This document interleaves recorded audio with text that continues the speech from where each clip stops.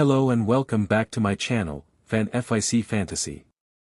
Today, we're kicking off the second part of our series, What If Tanjiro Was a Demon Instead of Nezuko?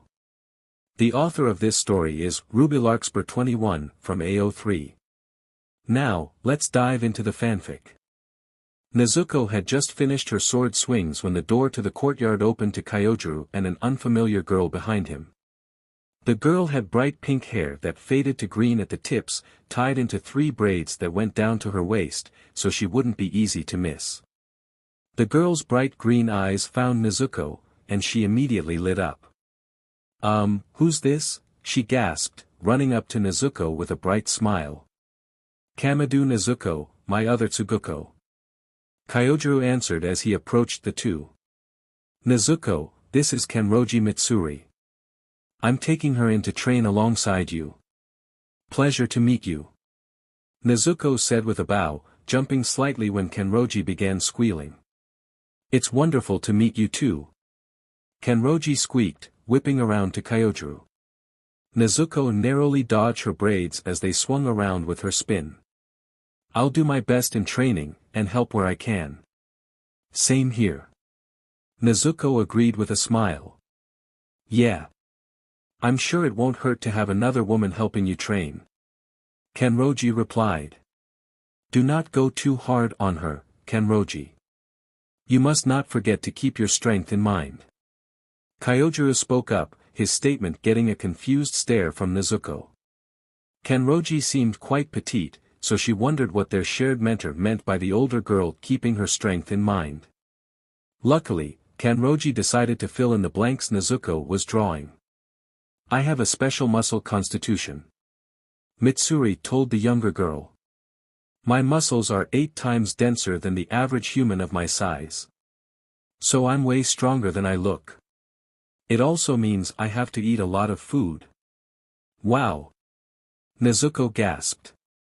"And since we're training together, I look forward to training with you." "Yay!" Kanroji cheered. That evening, Nezuko watched in awe as Kanroji ate. Her size really concealed her appetite, that was for sure. Kanroji turned to Nezuko, her face reddening as she put down her bowl. "Pardon me," she whispered, brushing her hair behind her ear. "Oh, don't stop on my account," Nezuko replied, taking another bite of her own rice. "Is the food all right, Nezuko?"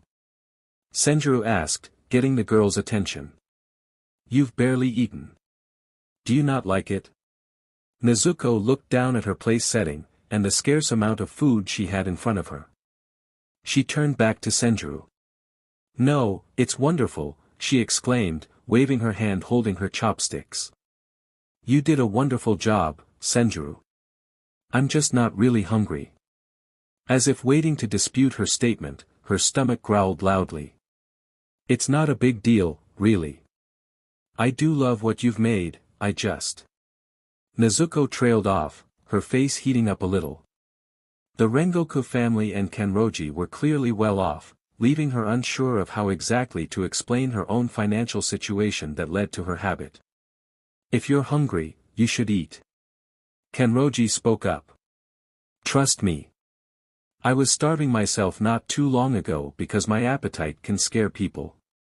It hurt, and I got really weak. You shouldn't do that to yourself, especially if you want to become a demon slayer." "I promise, I'm okay," Nezuko assured her, even as her stomach voiced its protests once again. "It's not like I'm going to bed on an empty stomach," she added, thinking of the nights she and Tanjiro would skip meals so there was enough for the rest of their family. Those nights always hurt as they went to bed with cramping stomachs, but they never complained. It was their choice, so that their younger siblings could keep growing up healthy. "What do you mean?" Shinjuro asked, his eyes wide with worry. "Nezuko? Did you not always get food before?" The way he said it left an uneasy feeling in Nezuko's stomach. "It's really not that bad," she replied. "Just my family wasn't very well off, financially. Sometimes, we wouldn't have enough money to feed everyone. At those times, we'd prioritize the younger kids. And I was fine with it, so long as my siblings were healthy, she admitted. Kanroji and Senjuro exchanged worried glances, and Nezuko lowered her gaze. A gentle hand came to rest on her shoulder, and she turned to Senjuro. You don't have to worry about that here, he told her with a soft smile. We have more than enough money for you to have 3 full meals a day. Besides, you need as much energy as possible. Training to be a demon slayer is taxing enough, but final selection and the actual work will be even harder. He picked up a few more pieces of tempura, and placed them in Nezuko's bowl. Kanroji did the same with a few dumplings. We can take all our meals together. Kanroji suggested excitedly as she hugged Nezuko. We'll make sure you don't hurt yourself by going hungry, Nezuko, she declared. Tears pricked at the corners of the younger girl's eyes, and she buried her face in Kanroji's shoulders as she began crying. Nezuko. Is something wrong? Senjuro asked. I'm fine. I'm fine. Nezuko replied, smiling despite the tears strkng her cheeks. I really appreciate it, she added softly as she leaned back from Mitsuri. I'll try to eat more, I promise. Mitsuri gave her a smile in return. After that day, the 3 of them always spent their meals together. When Kyojiro was home from missions, he joined them and heartily encouraged the girls to eat as much as they needed. Nezuko quickly noticed the changes that came with a full stomach. She felt more awake and energized, her strength and stamina improved drastically. She hadn't realized how much her eating habits were affecting her until now. The day Mitsuri found out about Tanjiro had been a complete accident. Mitsuri mentioned how she saw Kyojiro like an older brother, and Nezuko mentioned Tanjiro without thinking. Her eyes widened when she realized what she had just said. But didn't you say your family was killed by a demon? Mitsuri asked. My mother and younger siblings. Nezuko replied. Is something wrong, Nezuko? You look scared. Mitsuri said. Did something else happen to your big brother? Is he, a demon went unsaid. It's a long story. Nezuko admitted. How could she explain to Mitsuri, a demon slayer trainee who hadn't even met Tanjiro, that her brother was a demon that didn't eat humans? I'm sorry to hear that. It must have been hard. Mitsuri sighed, placing a hand on Nezuko's shoulder. Well, Nezuko tried to think of a way to handle this. Would you freak out if I told you my brother isn't like other demons? What do you mean? Mitsuri asked. If, hypothetically, a demon didn't eat humans and was sleeping in another room right this instant, how would you react? Nezuko inquired nervously. Mitsuri was silent for a moment before she lit up in understanding.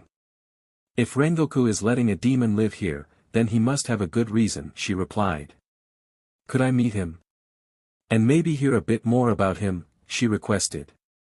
Nezuko was shocked, but agreed and stood to guide Mitsuri to the room Tanjiro was sleeping in. Nezuko was very careful to open the door and not let any sunlight in, allowing Mitsuri to scooch in before closing the door and lighting one of the lamps in the room. This is my big brother, Nezuko told her, sitting beside the brother in question. Tanjiro. I didn't think demons slept. Mitsuri gasped. And he's so adorable, too. It's hard to believe he's actually a demon, aside from the bamboo and the mark on his forehead. Or was that always there? No, that showed up a while after he turned. Nezuko answered. He was the only survivor of the attack on our family. Even then. I sometimes wonder if it counts because he was turned into a demon that night. I'll admit, I don't know. Mitsuri replied. What was? He. Like before he was turned into a demon. The kindest person I know. Nezuko told her. He often refused to take payment for favors to the people in the village near the mountain we lived on, but also refused to take something without paying when people insisted he didn't have to. He was an amazing big brother. All our little siblings clung to him when our father passed away. And he worked so hard to make sure we were all happy. Ah. Mitsuri cooed. He does sound like a great brother. Yeah. He was also stubborn. Nezuko admitted. That's actually why he was home that night. He pushed himself too hard and got sick as a result. We were charcoal makers, so at least one person made regular trips down the mountain to deliver charcoal to town. Demand obviously gets higher in winter, and Tanjiro made the trip despite a blizzard coming in. Oh, no. Mitsuri gasped. Did he get home okay? Cold, but alive. Nezuko replied. Mom forced him to stay home and rest until he was fully recovered, so I took over charcoal deliveries. And one night, I spent the night at our neighbor's house. He always believed in demons, and I think that saved my life. I came home the next morning to. A massacre is the only way I think I could ever hope to describe it. You poor thing. Mitsuri exclaimed, moving so she was beside Nezuko and hugging the younger girl. That must have been terrible. Coming home to all that blood, and your family dead. I'm so sorry you had to go through that, she added, sounding like she was on the verge of tears. If you ever need to talk, I'll happily listen, Nezuko. Thank you. Nezuko whispered, slowly returning the hug. Not the reaction she was expecting, but she would take it over another attempt to decapitate Tanjiro. The fact Mitsuri not only seemed okay with the situation, but so enthusiastically supported Nezuko. It comforted the younger girl more than she expected it to. Nezuko was startled awake by something hitting the floor. No, someone. Nezuko knew the sound of a person hitting the floor. Kyojiro was out on a mission, and Mitsuri had gone home to visit her family. That left only two who could have fallen, and it wasn't heavy enough to be Shinjuro. Whatever drowsiness she had left vanished as she threw her covers off. She bolted for the noise, finding Shinjuro and Senjuro in the hall. Senjuro was on the floor while Shinjuro glared at him, looking as if his own child was nothing more than a stain on the floor. What's going on? Nezuko demanded as she ran up to Senjuro, kneeling beside him and checking for bruises. Considering Shinjuro's attitude, she wouldn't put it past him to strike his son. This doesn't concern you, brat. Shinjuro slurred, waving his bottle of sake around and sloshing the alcohol all over the place. And he already reeked of the stuff. He had to be close to blacking out from how drunk he was. Get lost. This is between me and this worthless kid. Senjuro flinched, squeezing his eyes shut and hunching over. Like he was waiting to get hit. That's enough. Nezuko snapped, stunning even herself with her volume. Still, she stood up and put herself firmly between Shinjuro and Senjuro. Enough was enough, and she was already deep enough in this mess. I tried not to interfere, I tried to stay out of your way. But if you're resorting to physical violence as well as yelling at your kids and making them feel worthless, then clearly someone needs to step in. What do you care? Shinjuro asked, taking another swig of his sake. Nezuko clenched her fists to the point she would probably be leaving marks in her palms from her nails. I care because Senjuro is your son. Nezuko snapped. What did he do to deserve any of what you've given him? To have a washed-up drunkard for a father who makes him feel like he'll never amount to anything in life? The bottle of sake cracked. I don't have to listen to a word you say.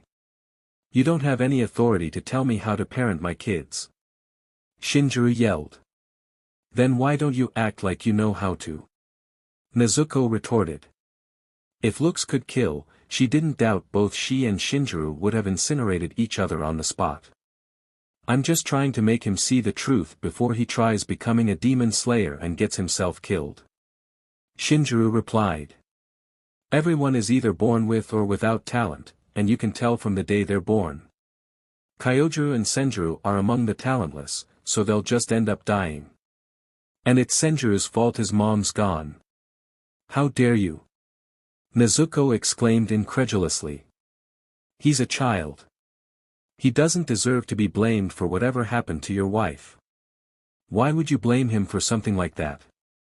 Senjuro, who was such a sweet boy. How could his own father say Senjuro was responsible for whatever put his and Kyojiru's mother out of their lives? Nezuko, please don't. Senjuro mumbled. Nezuko took a deep breath to try and calm the blood-boiling rage. Not taking her gaze off Shinjuro, she reached behind herself until her hand found Senjuro's shoulder. Go to my room, she whispered. But, Senjuro muttered, sounding close to tears. Nezuko, he's a former Hashira. He'll beat you to a pulp. You shouldn't get hurt. Not for me. I'll be all right. Nezuko countered, gently squeezing Senjuro's shoulder. This wouldn't be the first time she was willing to trade blows with someone older than her for hurting a kid. And what little tolerance she had for the eldest Rengoku had worn out. Go. Senjuro's shoulder sank away from her hand, and footsteps faded down the hall. What do you expect the demon to do? Protect him? Shinjuro spat. That thing is sleeping. Even if it wasn't, I wouldn't trust it with a slab of animal meat. Forget trusting it with a living human. Don't act like you know Tanjiro. Nezuko snarled. And don't you dare refer to him like he is a feral animal. He is the kindest person I've ever known. A hell of a lot kinder and more patient than I am. And even he would snap at how you're treating Senjuro and Kyojiru. The sake bottle shattered, and Nezuko felt a faint pinch in her cheek.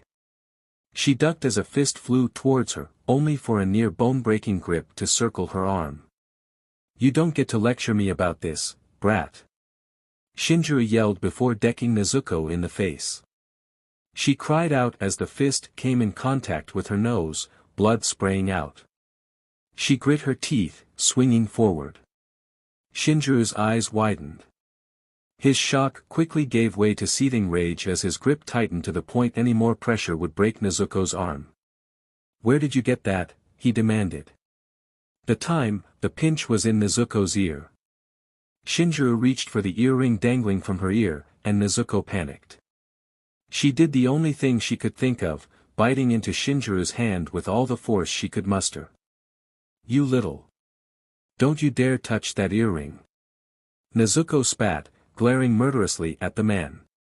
Shinjuro scowled in return. Why do you, of all people, have those earrings? He asked. A worthless brat like you has no right to those earrings. Much less the legacy they hold. I don't give a DMN about some legacy. Nezuko yelled. They're a family heirloom. Legacy or not, you have way less right to them than I do. Touch them again, and you'll regret it. She raised her free hand, bringing it within mere centimeters of Shinjuro's forehead. You want me to knock you out, or fracture your med skull? You know you can't do that with a tiny flick. Shinjuro replied with a sneer. Nezuko responded with a quick flick of her fingers, causing Shinjuro's head to snap back before his grip slackened. Nezuko stepped back as he collapsed, shaking her flicking hand. She rolled up her sleeve, prodding at where Shinjuro had been holding her in that death grip. She would definitely have some nasty bruising later. She turned to Shinjuro, tempted to kick him while he was down. But a tiny part of her, a part that sounded suspiciously like Tanjiro, advised against it. She circled her thumb across the earring she was wearing, silently thanking her quick reaction time. The earring was far too precious for her to let anything happen to it. She turned around and walked back to her room, poking at the broken nose. She couldn't smell the blood, but she could taste it from it spilling into her mouth. She pressed a hand to either side, pressing to one side until she felt and heard the crack of her nose resetting. She took a deep breath, turning to her door. Senjuro. You okay in there? She asked, resting her hand on the door. Yeah, I'm okay. She opened the door to Senjuro hiding under the blankets on the empty futon. He peeked out, his eyes widening in horror. Nezuko didn't doubt she looked like a mess. Blood was dripping from her nose, and she undoubtedly had bruises across her face and her arm. Tears welled up in Senjuro's eyes, and Nezuko rushed over to him and dropped to her knees. Hey, Hey, she whispered. The tears began falling, and Senjuro wrapped his arms around Nezuko. I'm so sorry, he mumbled. You got hurt because of me. This is all my fault. No, Senjuro. Nezuko protested, returning the embrace as tightly as she could. Don't you ever think this was your fault, you hear me? I chose to get in the middle of it, and your father was the one who decided to hit you. She gently pushed him back so she could look him in the eyes. I've done the same for complete strangers, even before I knew demons and demon slayers existed. I am more than willing to get violent against cruel people who hurt innocents. Your father was one of those people, and you did nothing to deserve that kind of treatment. You mean it? Senjuro asked with a quiet hiccup as he wiped away his tears. Nezuko smiled. Every word, she assured him. Your father's wrong.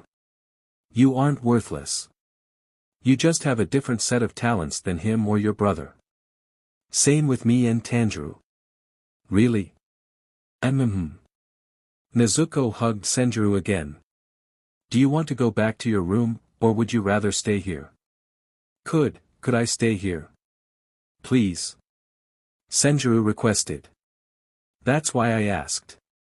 Nezuko replied with a faint smile, patting the futon Senjuro had been hiding under. Make yourself comfortable.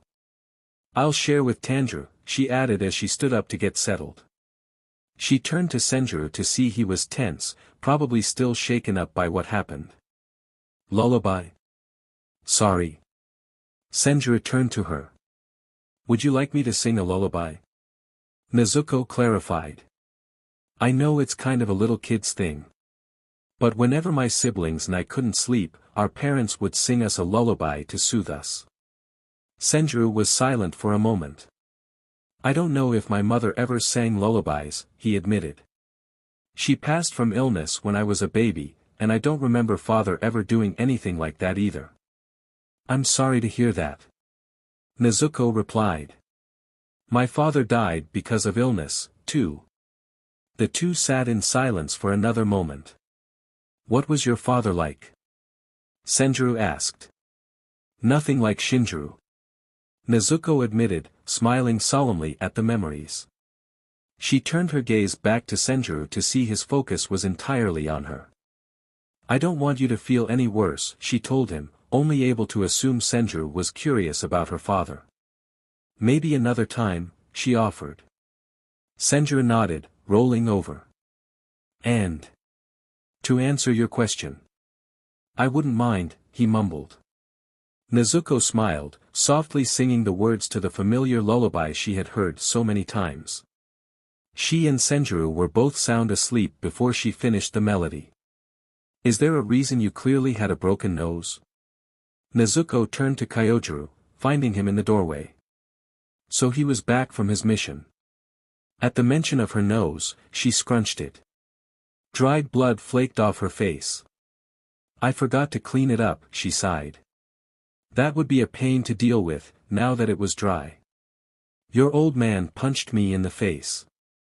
Last I checked, he was unconscious outside his room, she informed Kyojuro, picking off the blood flakes encrusting the area between her nose and her mouth. He was beating up Senjuro. If she didn't know any better, Nezuko could say the temperature of the room dropped a little. I beg your pardon. Kyojuro had dropped his smile. I don't know the full context. But he had clearly hit Senjuro. It was my last straw, so I stepped in. He broke my nose, tried to steal Tanjiro's earring, and I flicked him hard enough to knock him out. Nezuko explained as dried blood continued to flake off her face. I see. Kyojuro sighed, turning toward the hallway. Nezuko wasn't sure how to react to his somber expression. I will speak with him. I hoped he could get better with time and space, but I must have been mistaken. It would seem I need to take action, he added, turning back to Nezuko. If you are feeling up to it, you may go about your regular training today. Just be careful when breathing through your nose. If you are not, then you may take the day off, he said before leaving, the door closing behind him. Hopefully this doesn't happen again. Nezuko thought as she changed into her training clothes and made her way to the kitchen. She'd eat, and then start her Kankagare meditation. She came into the room, jumping at the sight of the strange man seated at the table. On impulse, she grabbed the nearest object and slung it at the stranger with all her strength. The snake around the man's neck hissed, and he unsheathed a wavy sword. He swatted the knife away effortlessly, sending it flying into the wall before pointing his blade at Nezuko. Oh! Nezuko thought, staring wide-eyed at the blade. Well, this is awkward. Who are you? The man hissed, narrowing his heterochromatic eyes while his snake slithered across his shoulders. Kamado Nezuko. I'm Rengoku's Tsuguko. Nezuko replied. Well, I'm one of his Tsugukos. And you would be? None of your business, the man spat. Ah! Iguru! Kyojiro exclaimed as he came into the kitchen. I see you have met one of my students, he said with a laugh before turning to the knife embedded in the wall. How in the world did that get there? Your Tsuguko tried to throw it into my skull, the snake man, Iguru, spat in response, glaring daggers at Nezuko. She got the distinct feeling the snake was doing the same. In my defense, I thought you were an intruder. Nezuko countered. I apologize for trying to impale your head. Also, your reflexes were really good. I suppose I could give you credit for your reaction time. Iguru sighed, turning to Rengoku. You didn't mention you took on a Tsuguko, much less two. Where's the second one? She is visiting family. Kyojiro answered enthusiastically. She will be returning tomorrow. I won't be staying for that long. Iguru replied.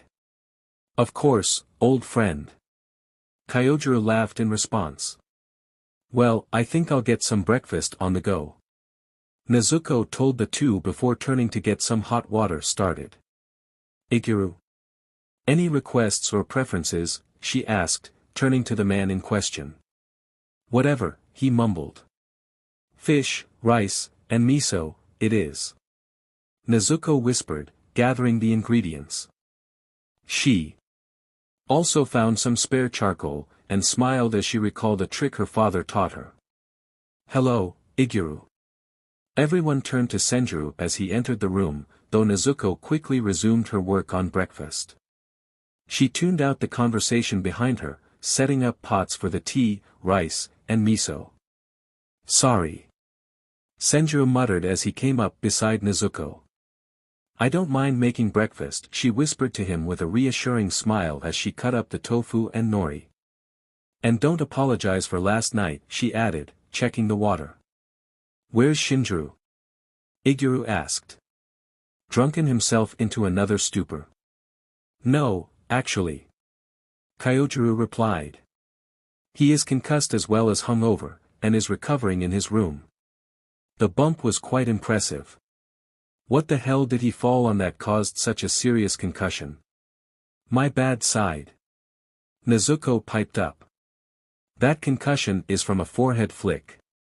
The silence that followed was only disrupted by the thud of the knife against the cutting board and the bubbling of the water. A forehead flick. Iguru muttered. Nezuko turned to Shinjuro. Anything I can break that isn't particularly valuable, she asked quietly.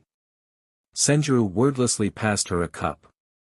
She turned around, placing the dish on the table before flicking it. The cup shattered, leaving the two demon slayers wide-eyed.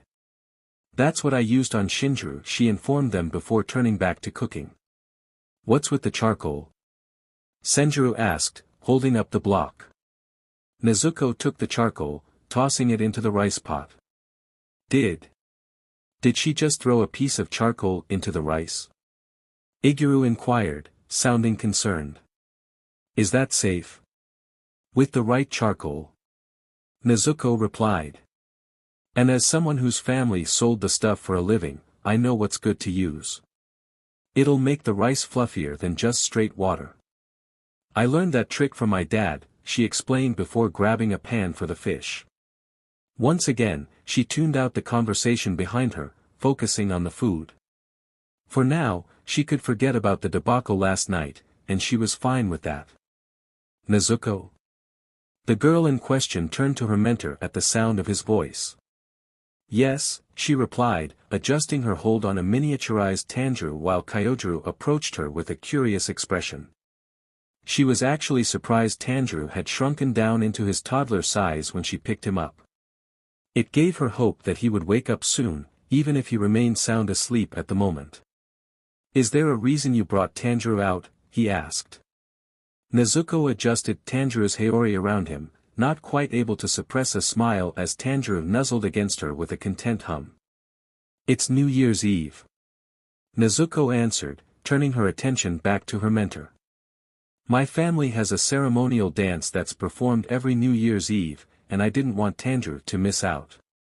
It goes from sunset to sunrise, so I thought I could at least let him be outside for it. I was hoping he would be awake to do it himself by now. She thought. She knew the Kagura and the basics of the breathing technique, so she could still do it, but she had hoped the Hinokami Kagura could be performed by the one who was meant to do so. Do you need any help to prepare? Kyojuro asked. I need to borrow a bakken. And torches to make a large circle out of in the courtyard. I need 12, I think. Nezuko requested. 12 sounds right. One for each step. She thought. Kyojuro nodded, and the two got to work.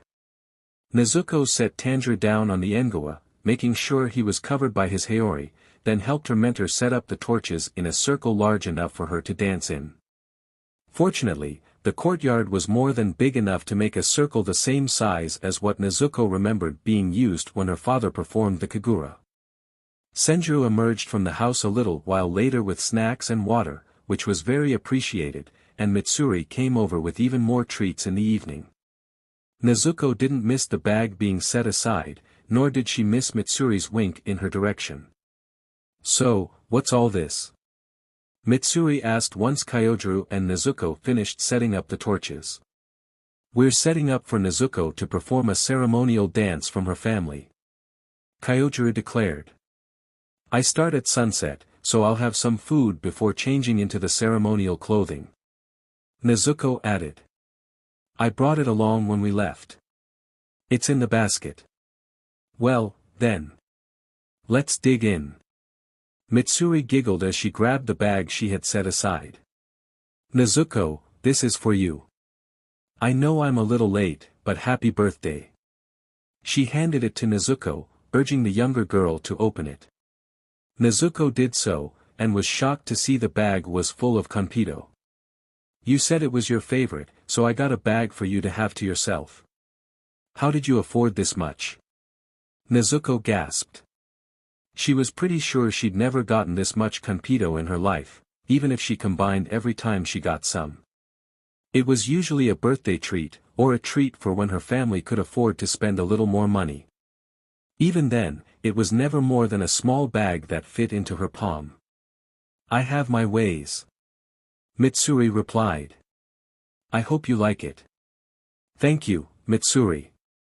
Nezuko exclaimed, hugging the older girl before they all dug into the food available. It was all delicious, and Nezuko could hardly believe the amount of food they had. She was by no means denying her body its needs, but she did initially hold herself back out of habit. However, she filled up more when the others insisted she eat as much as she could without overfilling herself. You'll need the energy if you plan to dance from sunset to sunrise. Kyojuro told her. Nezuko nodded, grabbing another dumpling and dango stick. All of them couldn't help laughing as Kyojuro declared how tasty the food was after each bite. By the time the sun was close to setting, Nezuko could guarantee she had eaten a lot more than she'd ever eaten before. Mitsuri promised to keep Tanjiro covered from the setting sun, and Nezuko went to change while the Rengoku brothers went to see if their father would leave his room to watch. Nezuko considering protesting, but decided to let Shinjuro stick around and watch. So long as he didn't try anything. Once she got to her room, Nezuko took a deep breath. Nezuko would openly admit she was nervous about performing the Kagura, especially in front of so many people who weren't Tanjiro. He was the only one who had seen her attempts while he taught it to her. She still remembered the day he offered. Nezuko had initially refused, trying to convince Tanjiro to teach it to Takeo instead since their younger brother was the eldest son after Tanjiro. Father gave me the earrings and the secret to the Hinokami Kagura. Tanjiro had replied to her protests. That means I can choose who to pass it on to next. And I want to teach it to you, Nezuko. Now a part of Nezuko was sickeningly grateful she had learned the dance. I can do this. Nezuko whispered, bringing a hand up to the earring dangling from her left ear before changing into the ceremonial robe for the Kagura. Once she was changed, she grabbed the mask and made her way outside. She was surprised to see Shinjuro on the Engawa, and less so to see the bottle of sake he seemed to always be holding. The sun is almost set, Kyojuro declared. Nezuko looked to the horizon, seeing the last rays of sunlight begin to vanish. She nodded to her mentor and grabbed the bakken he had pulled out for her.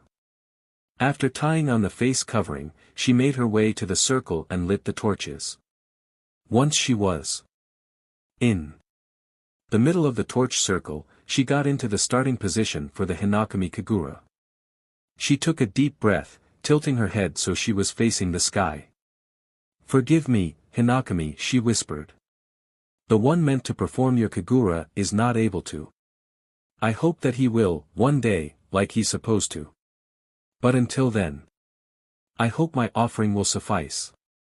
The last of the sun's rays vanished below the horizon, signaling to Nezuko that it was time for her to start dancing. Shifting to the breathing technique used for the Hinokami Kagura, she swung down with her makeshift staff. Stopping the bakken a few inches away from the ground, she then altered her angle to spin with a horizontal slash. As she danced, Nezuko was surprised by just how natural the Hinokami Kagura felt with the bakken. Then again, the original staff kind of resembled a sword, so maybe it wasn't that surprising it worked with a bakken. Watching his Tsuguko dance, Kyojuro's eyes widened, even as his smile remained in place. The moves of this Hinokami Kagura, they were sword forms. Admittedly, there were unnecessary movements and some small things needed to be adjusted, but this dance was undoubtedly a breath style. There had to be something akin to total concentration breathing involved as well, considering Nezuko was dancing barefoot in the snow with no signs of frostbite or hypothermia. Sun breathing, his father gasped from beside him, getting Kyojuro's attention. The older man's attention was entirely on Nezuko, his jaw slack and his eyes wide. I knew it. The earrings, the demon's mark, he turned to Kyojuro. These kids are descended from the sun breathers.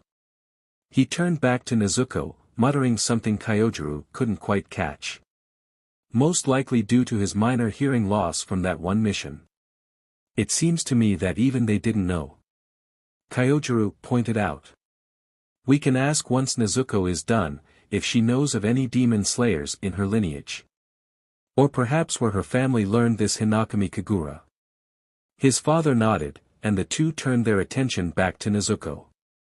She continued to dance beautifully through the night. Though her face was covered at the moment, Kyojuro guessed her expression was similar to the one she sported when counting her sword swings or practicing total concentration constant. One of complete and total focus on her task. By the time the sun had started rising, Shinjuro had fallen asleep and Mitsuri was preparing to take Tanjiro inside to get him out of danger from the sun.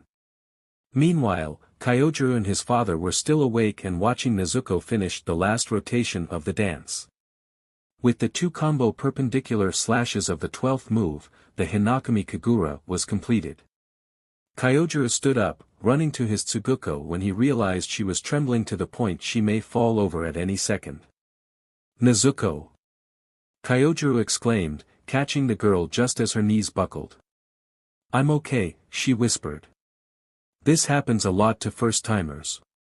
I just gotta rest for a bit, she muttered before going limp. Kyojuro lifted the face covering to see she was out cold, then lifted her up to carry her to her room. She was obviously exhausted after dancing like that all night, so he would let her rest as much as she needed. You've done well, young one, an unfamiliar voice said, though she could not tell where it was coming from. You have made your predecessors proud. A figure appeared in front of her, their back to her. She only caught a short glimpse of the mysterious figure's black sword fading to bright red before the world went dark. When Nezuko woke up, it was to the sight of Kyojuro sitting beside her with Shinjuro standing behind him. "Hi," she mumbled as she sat up and stretched, noticing she was back in her room with Tanjiro still sleeping on her other side. She tried not to feel too disappointed, but she had hoped that their family's ceremonial dance could have had a chance at waking him from his deep sleep. "That was most impressive, Nezuko," Kyojuro declared. "Tell me, do you know if you have any demon slayer ancestry?" "That's a random question," Nezuko replied. "But as far as I know, my family's been making charcoal for centuries. We've lived on Mount Komatori since the Sengoku era." Kyojuro hummed at that, his smile becoming pensive for a moment. "Then do you know where your family got the Hinokami Kagura from?" he asked. "Not a clue. The dance and breathing technique is passed down with the earrings, but not the history," she gestured to the earring she was wearing. "I know the story my dad told my siblings and I, but it's not the actual history of how it came into the family." "Oh." Shinjuro spoke up, his usual scowl shifting just slightly into curiosity. He clearly wanted to hear the story, as did Kyojuro, so Nezuko did her best to remember it. Not that it was hard after how many times she had heard it. It was one of Tanjiro's favorite stories when they were younger. "According to the legend we were told, my ancestors were saved from a monster by Hinokami when they first came to Mount Komatori. After that, Hinokami taught them the dance and gifted them the Hanafuda earrings that Tanjiro and I have now. Every New Year's Eve since then, the head of our family, either the eldest son or the father, would perform the Kagura from sunset to sunrise," she told them, remembering her father doing the Kagura so easily that she almost forgot about the illness that eventually claimed his life. "It was an offering and prayer to Hinokami to ward off disease and accidents, since our family worked with fire. I have no clue how or when we actually learned it, but we've been practicing it pretty much since we settled on Mount Komatori." "Interesting," Kyojuro said. "Because my father and I noticed that what you were doing when performing your family's Hinokami Kagura was cycling through the forms of a breathing style. That is why I asked those questions, to see if you were aware." "I was not," Nezuko admitted. "Though, now that I think about it, the breathing technique for the Hinokami Kagura is pretty similar to total concentration breathing. It's quite a coincidence," Shinjuro spoke up, "that your ancestors learned this dance in the Sengoku era. That's when the breath styles were first created and incorporated into combat within the Demon Slayer Corps," he noted. Nezuko was surprised that, for once, the man didn't reek of alcohol. The scent was still there, but nowhere near as strong as usual. "Did you, or anyone in your family, find anything that may have seemed out of place at any point in your lives?" "Not that I know of. Definitely not anything that could be associated with demon slayers," Nezuko answered. "Maybe Tanjiro or our father knew something. But our father passed away from illness before the attack, and Tanjiro, well, you both know why we won't be getting anything from him anytime soon." "This is certainly interesting," Shinjuro muttered. "Your Hinokami Kagura isn't just any breathing style. It's the first of them. Every other breathing style we use in the Demon Slayer Corps is a cheap imitation of that first style, known as sun breathing. That dance was a near-exact replica. You have some unnecessary movements and angles in need of correcting." "How do you know?" Nezuko asked. It was easy to tell the Kagura was a breathing style, and it didn't look quite like any of the other breathing styles I've seen. Shinjuro answered matter-of-factly, as if Nezuko was supposed to know that. "It looked like a mix of all of them. I could probably pinpoint which sun-breathing forms were incorporated into each of the first breath styles." "Huh. That's interesting," Nezuko muttered, resisting the very strong urge to roll her eyes. Did Shinjuro really expect her to know a ceremonial dance was a sword form? Both men nodded before Shinjuro walked over to Tanjiro, gesturing to the mark on his forehead. This is one of the signs of a chosen wielder of sun breathing, he told her. All the records of the first sun breather described him with a mark on his forehead, just like your brother. But Tanjiro wasn't born with that mark. It appeared after he became a demon. Before that, it was a burn scar he got saving our younger brother from a falling brazier. Nezuko told him. But our father was born with a mark similar to that scar, and Tanjiro's burn scar eventually started to look like the mark our dad had. It was a weird coincidence, now that Nezuko thought about it. Now she wondered how Tanjiro's burn scar had taken the exact same shape as their father's birthmark. Only time will tell. Shinjuro muttered, pulling Nezuko out of that particular rabbit hole before she got lost in thought. Well, this was informative. Shinjuro grunted before leaving the room, leaving Nezuko slightly stunned once he was gone. Get some rest today. You've earned it after performing that dance for the whole night. I'd say you completed a day's worth of training in doing that. Kyojuro said before he, too, left. Nezuko sat there in silence for a moment, then turned to Tanjiro. I wonder if they're right, she muttered before smiling faintly. I did the Hinokami Kagura the whole night, big brother. The last few hours of it felt like hell, but I pushed through and danced until sunrise. Just like you taught me, she whispered. I hope that next year, you'll be awake to do it. She smiled solemnly as Tanjiro continued to sleep. Please come back to us soon. She silently pleaded, gently squeezing Tanjiro's hand. I'm back. Mitsuri. Nezuko exclaimed, only taking the time to make sure she wouldn't knock over her tea before bolting to the older girl. I'm so happy you're back. I'm happy to be back. Mitsuri giggled as she swept Nezuko up in her usual bone-crushing hug. I'm a demon slayer now, she squealed as she spun around. Nezuko laughed, returning the embrace with as much force as she could muster.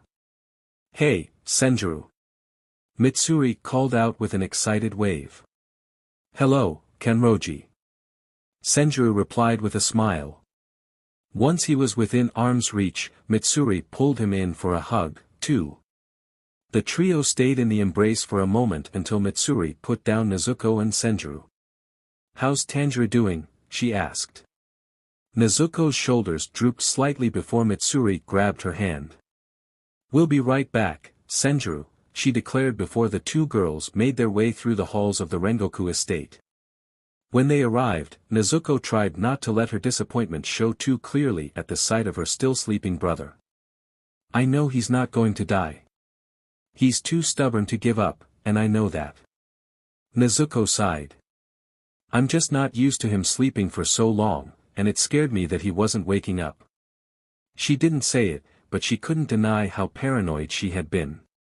But I can't help but wonder when he's going to wake up. Why could he possibly need to sleep so long? I don't know. Mitsuri replied, pouting inquisitively. Maybe he's just waiting. For what? Nezuko asked, turning to Mitsuri and meeting the older girl's bright green eyes. I can't say I know for sure. Mitsuri said with a thoughtful smile. But you have to have faith he'll wake up when he's ready. I'm sure that day is coming. You just have to be patient, she whispered, extending her arms in a silent invitation. Nezuko accepted, hugging the girl who had become her big sister tightly. She spared a glance to Tanjiro, silently hoping he wouldn't sleep for much longer. What the hell am I looking at? Nezuko asked as she stared at Mitsuri, trying not to stare for too long at the older girl's exposed cleavage. It left her questioning the priorities of the Demon Slayer's tailoring department, and whether she should consider beating someone up. My uniform. Mitsuri mumbled as her face flushed, crossing her arms over her chest. The tailor said this was the girl's uniform. Nezuko felt her eyes start twitching. Where is this tailor? She asked quietly as a vein began ticking in her temple. He left already. Mitsuri sighed dejectedly. I look ridiculous, don't I? I'm sure we can figure something out. Nezuko replied. Maybe they had a spare uniform in the house that she could cut up and splice with Mitsuri's uniform. Nezuko had her sewing kit in her room, so it would be an easy enough job. What are you thinking? Mitsuri asked. Nezuko smiled, turning to find Kyojuro. They ended up needing to bandage Mitsuri's chest, rather than Nezuko splicing two uniforms together, but it was better than nothing. Kyojuro offered to request either a better-fitting uniform or a spare for Nezuko to see up, and Mitsuri promised to ask for a better uniform the next time she needed one. Nezuko made a mental note about the uniform, hoping it was a flub on Mitsuri's measurements but prepared for it to be intentional. Tanjiro. It's been nearly 18 months since we arrived at the Rengoku estate. You still haven't woken up, but I'm hopeful you'll be back soon. I really miss you, and can't wait to talk to you in person again after you wake up. Mitsuri, the other trainee Kyojuro took in, recently passed final selection. I still can't believe she was only here for 6 months, but I know she has advantages I don't. And she made her own breath style, too. She calls it love breathing, and she got a custom sword made for it. It's really pretty, too. Bright pink and flexible like a ribbon. I'm amazed she can handle it so well without cutting herself. I'd probably take my eyes out if I tried using that sword. We've been keeping in touch, and she visits every now and then.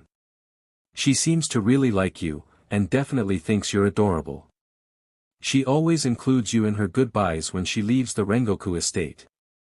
I think you two will get along really well, when you wake up. Another visitor is a friend of Kyojuro's, and another Hashira. His name is Iguru, and he has a snake that I think Kyojuro said was named Kaburamu. He's really prickly, though that might have been from me nearly impaling him with a knife when we first met. I tried to use food as a peace offering, but he didn't seem to want to eat all that much. I don't think I'll be introducing you two anytime soon, though. He really hates demons, and I don't think he'll take it well if he finds out about you. Other than that, things are going pretty well. I'm just working on string the forms of flame breathing. Kyojuro said there were 9, but he isn't sure whether or not to teach the 9th one to me. He said it's something called an esoteric art practiced by his family.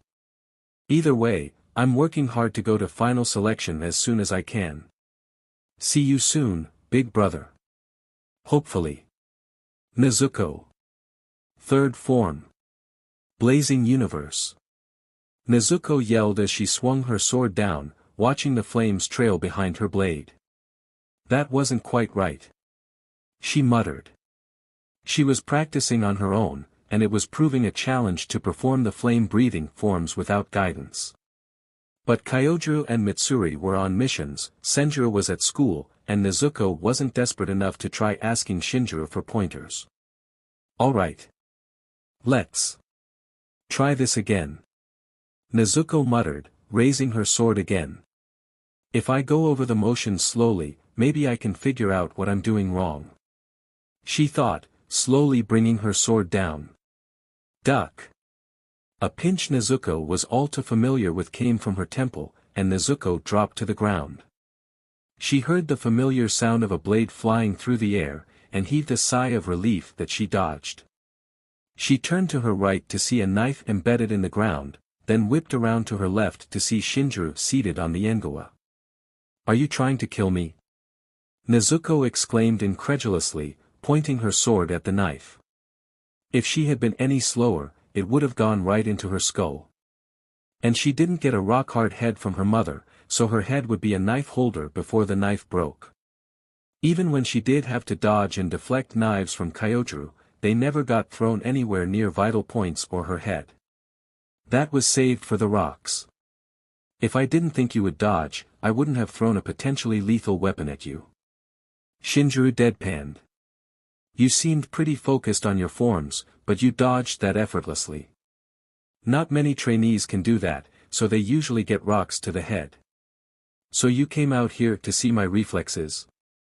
And throw deadly weapons at my head? No, I just needed your attention. Shinjuro replied flatly. You're making unnecessary movements, it's inhibiting your abilities. I saw the same thing with your sun breathing. But I can understand the unnecessary movements there, it's been used as a dance for who knows how long. Your flame breathing on the other hand, you have no excuse, he told her before grabbing a sword off the engawa and walking up to Nezuko. So, you're offering to teach me?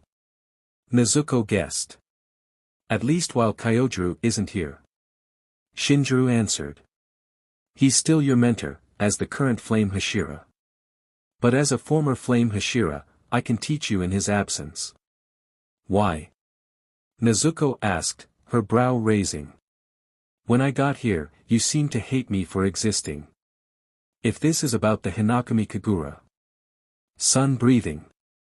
I don't care what we call it. If this is because of that, then you might as well admit it and save yourself the trouble of trying to make nice with me. Nezuko told him with a firm glare. Because that won't work. Like I said, you hated my guts from day one, and I don't like you any better. Especially considering how you treat your sons, one of which is my mentor and also somehow still looks up to you despite your cruelty, she added. I don't know what your eldest sees in you. Maybe if I met you before you became a washed-up alcoholic who's hellbent on making his kids feel like they aren't good enough, I would understand. But because I've met this version of you, I have no reason to understand why my mentor looks up to you the way that he does. Well, then. You certainly pulled no punches. Shinjuro muttered. Either way, you need someone to help you mstr those forms. Kyojuru isn't here all the time, and I'm willing to offer my help. Alright, then. How about a deal? Nezuko suggested, sheathing her sword and crossing her arms. Start sobering up, stop treating your sons like trash, and I'll let you teach me how to better use flame breathing. And you had better apologize to them, too. Would you also allow me to help you make your sun breathing more efficient? Shinjuro countered. The two stared at each other for a moment before Nezuko reached forward.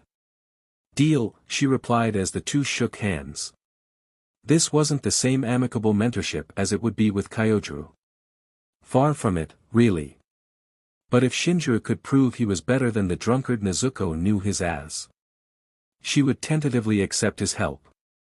You're thinking about it too much. What? Nezuko asked before Shinjuro tossed a scrap of fabric her way, landing it on her face. When you're going over your forms, you're thinking too much, he told her. While we do need to think about our strategy, using the forms needs to be instinctive. The movements shouldn't be forced, or you're going to get sloppy and die, he elaborated as he pulled out a bakken. Put that on, we're sparring. And consider it training to fight with inhibited senses, he added, slowly approaching Nezuko. Sometimes we have to inhibit our own senses to protect ourselves. Other times, a demon can damage our senses themselves. Knowing how to fight without using certain senses can be life-saving in the field. Okay. Nezuko muttered, tying the blndfld around her head. She barely managed to grab her katana before she had to block an attack. Shinjuro's speed made Nezuko glad he was using a bakken instead of a real katana. She pushed against the wood and twirled away from it. Do I hold back? Do I treat this like an actual fight? Something pinched in her ribs, and she barely dodged the swing for her side. Focus, Kamado. Demons won't give you the chance to think too hard before they try to devour you. If you're slow, you're dead. Shinjuro stated firmly. Nezuko quickly realized she didn't have a choice. She had to treat this like the real thing. Focus. Nezuko told herself, blocking another strike. Flame breathing, sixth form. Flaming arrow. She moved her blade forward, but only met empty air and barely rolled away from another attack from Shinjuro. How do I find him? As she stepped back, something flickered in Nezuko's blocked vision. It looked like a thread, barely perceptible to the eye. Wait. Nezuko didn't have time to process further as an unfortunately familiar ache burst from her ribs.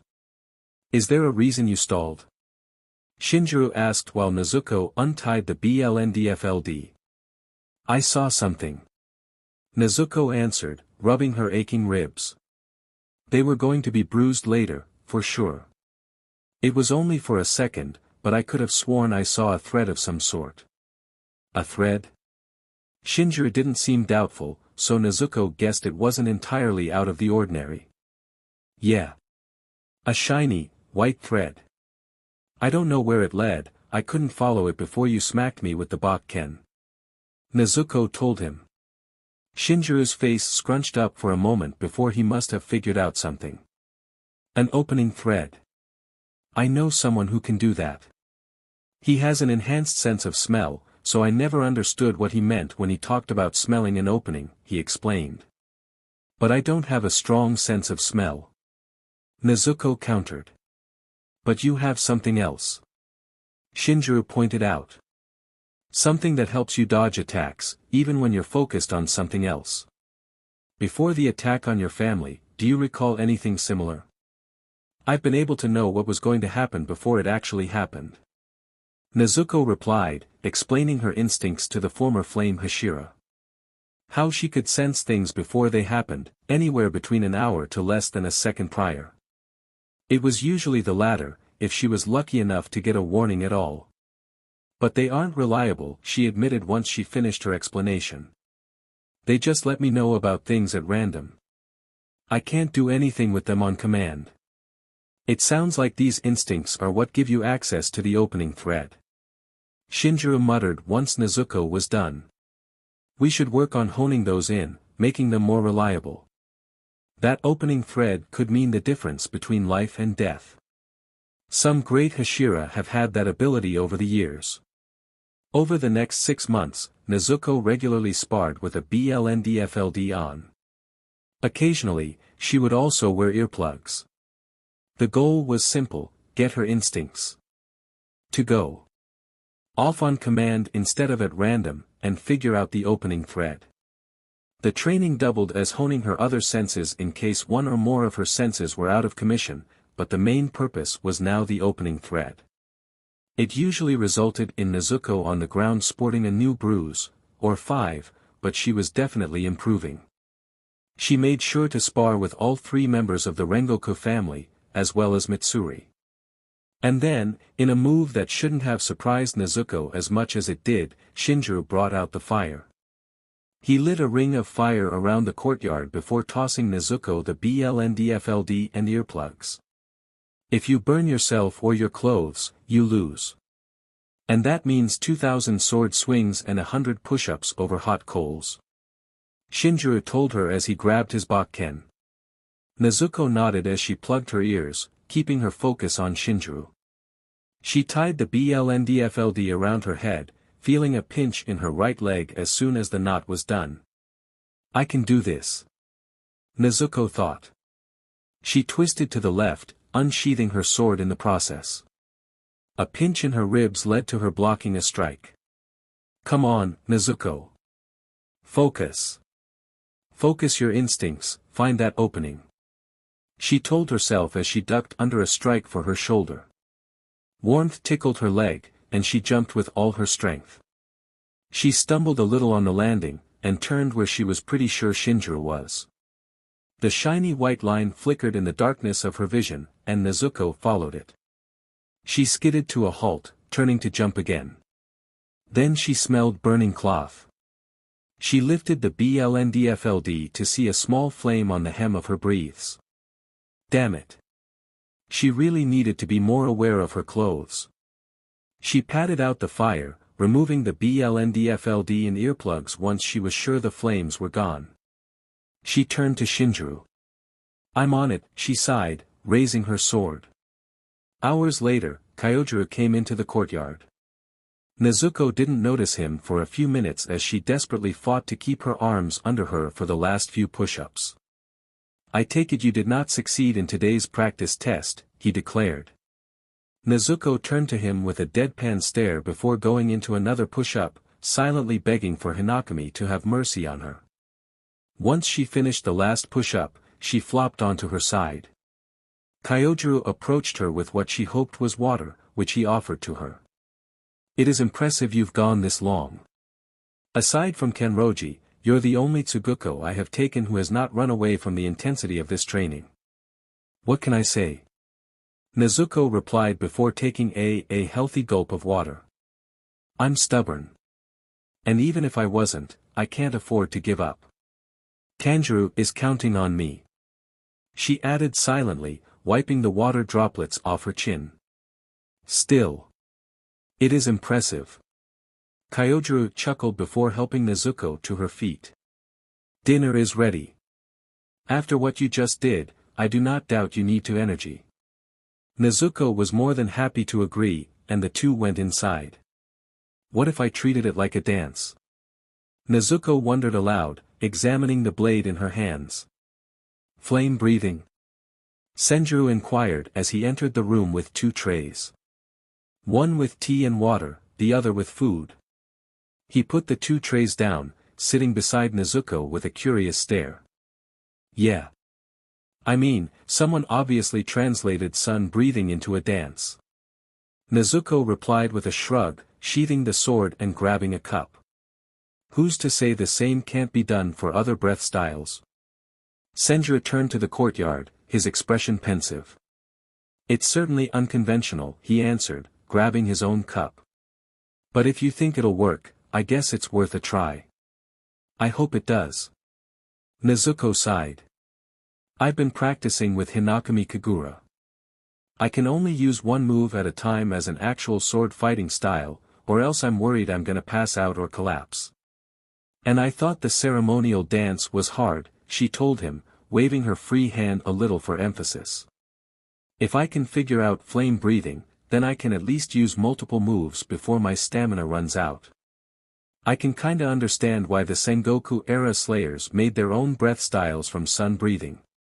I'm sure you can MSTR it eventually. Senjuro replied with a smile. You're already doing great as a swordswoman. And no one is perfect, right? Nezuko smiled at the assurances. Exactly, she chuckled, ruffling the younger boy's hair. As Senjuro laughed, Nezuko caught a glimpse of another head of red and yellow hair peeking through the door. She decided to ignore it, though, and kept her attention on Senjuro. Okay, let's try this. Nezuko took a breath, leaping into unknowing fire.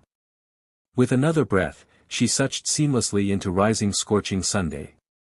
She continued the movements, moving from one form to the other without pause until she completed the CYCL. Nothing felt out of place. She looked at her sword, breaking out an excited smile before sheathing the blade and leaping into the air. I did it, she cheered as she jumped. Not bad, for a beginner. She turned to see Shinjuro leaning against the door. You at least have a chance at surviving final selection. Keep practicing. I plan to. Nezuko replied with a smirk, making her way into the house.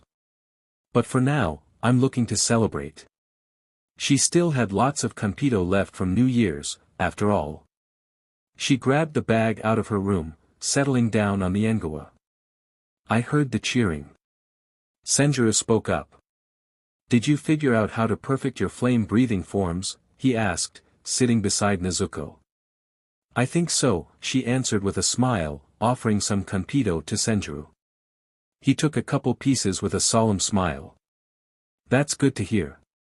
I'm glad Kyojuro will have a good successor, he sighed, rolling one of the candies between his fingers. Hey! Nezuko gently nudged him with her shoulder. You don't have to be a demon slayer to help your brother. The Corps has a medical division, right? Maybe your talents lie in medicine, instead of fighting. And that's not a bad thing. You could still help without putting yourself in nearly as much danger as you'd be in if you were a slayer. Senjuro's smile brightened slightly at the suggestion. That might be a good idea, he replied. I'll ask Kyojuro about joining the medical division, maybe he'll have some suggestions, he added, his expression pensive as he turned his gaze to the clouds. Thanks, Nezuko. No problem. Nezuko chuckled, popping another piece of Kanpito into her mouth with a smile. Hinokami Kagura. Fake rainbow. As she finished the form, Nezuko followed the opening thread. Where? Shinjuro asked while Nezuko raised her bakken. Clear blue. The thread snapped. A crushing sensation burst from her lungs. The bakken slipped from her grip against her will, and her knees gave out as she desperately gasped for air. Kamado! Shinjuro exclaimed, the thud of a second bakken being shortly followed by a heavier thud closer to Nezuko. At least she was pretty sure it was closer.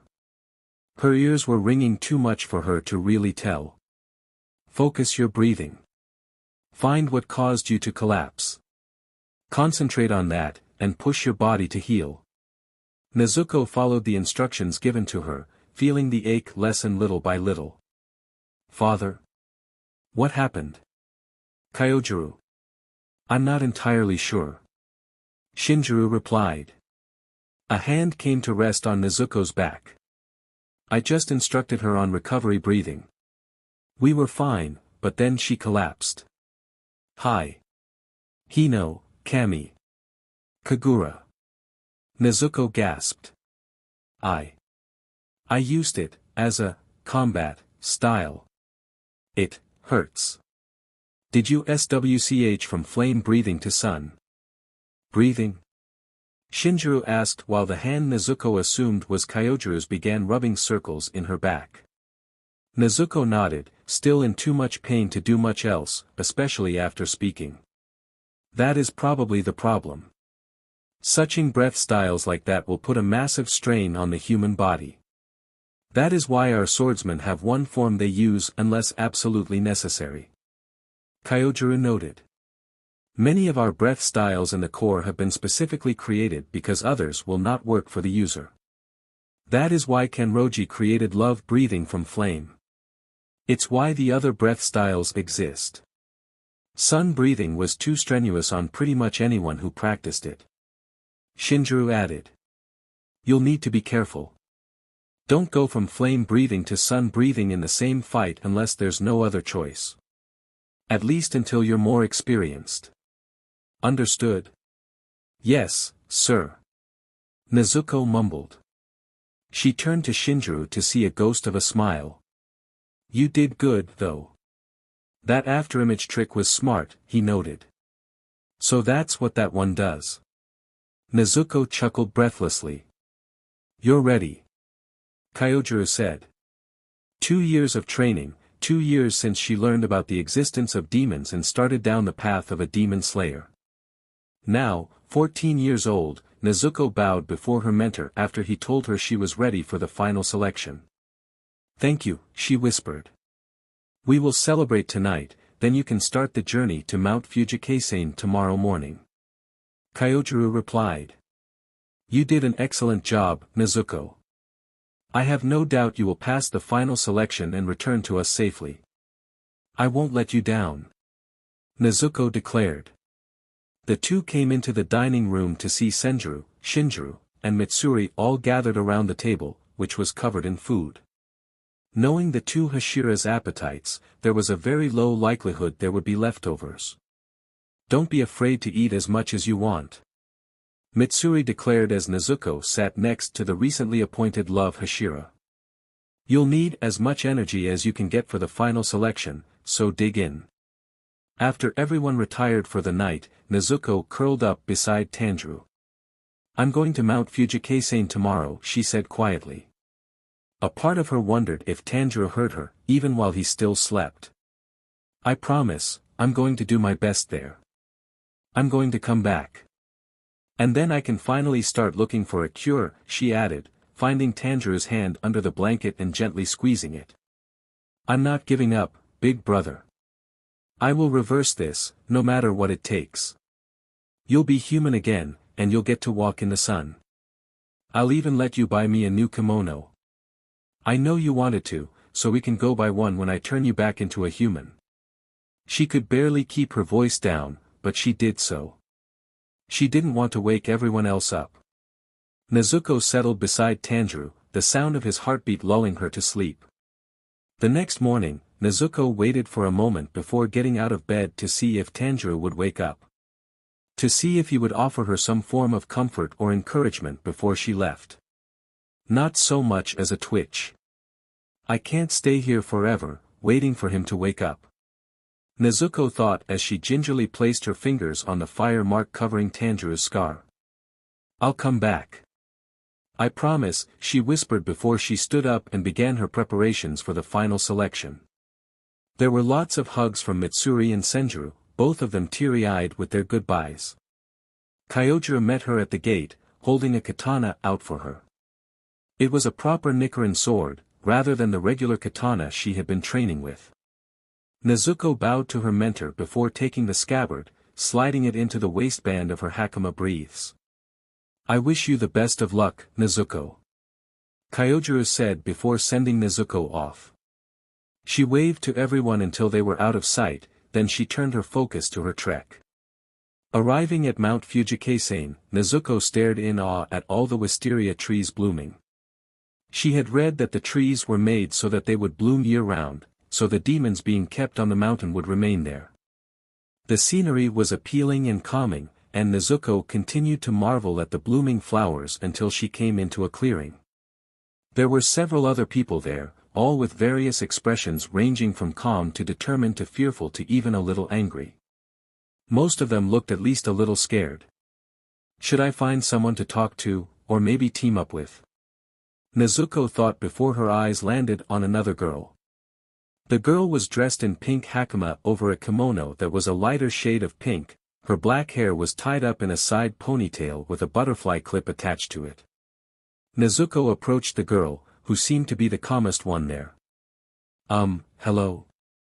Nezuko spoke up once she was closer. The other girl turned to her, her eyes widening slightly when she saw Nezuko. Sorry if I'm bothering you, I just thought I'd try to talk to someone here, she admitted. I'm Kamado Nezuko. What's your name? The girl reached into a pocket, pulling out a coin with the kanji 4 heads on the side facing them. The girl flipped the coin, looking at it to see the results before turning back to Nezuko.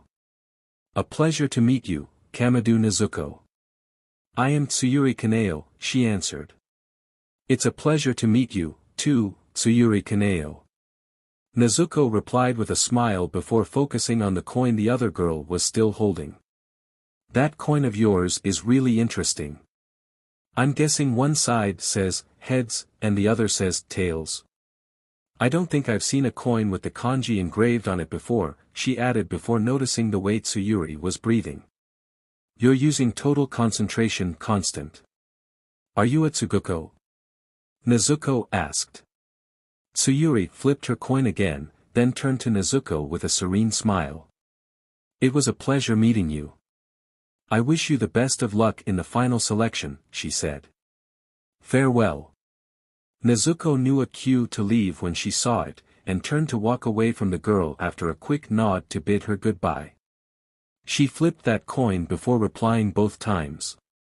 I wonder what that's about. Nezuko thought before everyone's attention was drawn to the two children at the far end of the clearing. The two children explained the final selection to all the participants, which Nezuko only half listened to. Kyojuro and Mitsuri had explained the process and rules to her enough times, she had it memorized. Past the halfway point up the mountain the wisteria stopped growing, and the candidates had to survive 7 days in the demon-infested forest. They could help other candidates, and while demons didn't need to be killed to pass, it was strongly encouraged to get an idea of what fighting a real demon entailed. Good luck, the twin children said in unison with a creepily synchronized bow. With that, they let everyone go into the forest. It didn't take long for Nezuko to cross paths with a demon. Fresh meat. And a girl, too, it exclaimed before another demon rammed into it. The two demons began arguing about turf and food, and Nezuko raised her sword. Flame breathing, first form. She ran towards the demons, her speed increased thanks to her total concentration breathing as well as the extra strength in her legs from the weights she wore for the majority of her training. Unknowing fire. She sliced through the demons' necks, watching them crumble to ash before she continued running. Okay. If I fight during the night, chances are I can sleep during the day. I just need to find decent-sized clearings to sleep in the middle of, she muttered to herself as she ducked behind some bushes. Of course, she couldn't guarantee a chance to sleep during the day. If it got cloudy enough, the demons would be able to wander freely while the sun was up too. Luckily, Nezuko had always been able to guess when the weather would turn sour, so she could at least prepare for cloudy days. Nezuko's routine worked quite well. At night, she would make her way through the forest and kill any demons she came across that weren't already being handled by someone else. During the day, if she found a good clearing and the sun was out, she slept in the safety of the sun's rays. While she was up, she also made sure to find food and water. Luckily, there was a river on the mountain with drinkable water, and plenty of the berries were ones she recognized from her old home as safe for people to eat. On the third day, Nezuko was startled by screaming as something massive stomped through the trees. The thundering footsteps shook the ground. "I thought the demons in here weren't that strong," someone exclaimed. Nezuko followed the noise, ignoring the faint chill in her spine and stopping at the edge of the clearing to see what was going on. One of the other participants was on the ground, being followed by a massive demon with arms all around itself. In one of the demon's hands was another participant, already dead, that the demon soon ate. It grew in size, which reminded Nezuko of one of her mentor's lessons about demons. The more humans a demon has eaten, the more powerful they are. "How many have you eaten?" Nezuko whispered before leaping out of the trees. The demon reached for the boy in front of it, but Nezuko was faster. Flame-breathing, third form, blazing universe. She sliced off the arm and somersaulted once she landed so she was in front of the boy. "Well, isn't this a lovely surprise?" the demon chuckled as it regrew its severed arms. "It's been a while since I devoured a female demon slayer hopeful," he added before leaning down slightly. "Tell me, child, what year of the Meiji era is it now?" "He's been here since the Meiji era." "Actually, it's the Taisho era," Nezuko replied. The demon processed the question, then roared furiously and began scratching itself.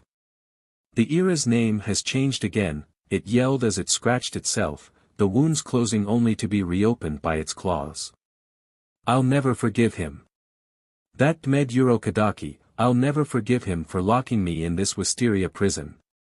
47 years. "You're lying," the boy behind Nezuko protested. "No demon on this mountain lives that long." "He's not lying," Nezuko whispered.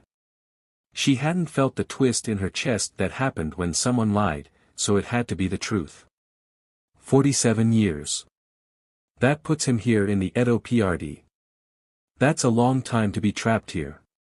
50 humans still isn't enough to break free, the demon snarled. "And that's with 13 of Urokadaki's little foxes." "Foxes?" Nezuko mumbled. The demon must have heard her, because it giggled. "Yes. Urokadaki's students each wear a little fox mask the man makes.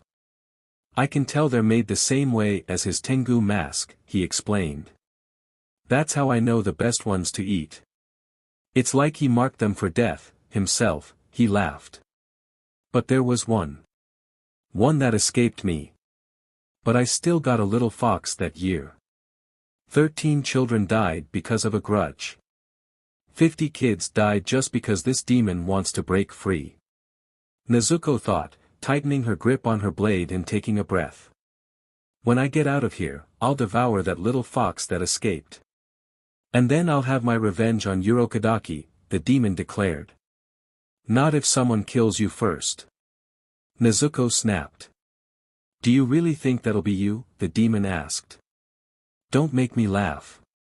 Even the strongest foe I faced couldn't finish me off. My neck is too tough. His blade broke when he tried to decapitate me, and I crushed his head. You'll never come close. We'll see about that," Nezuko thought as the demon swung for her.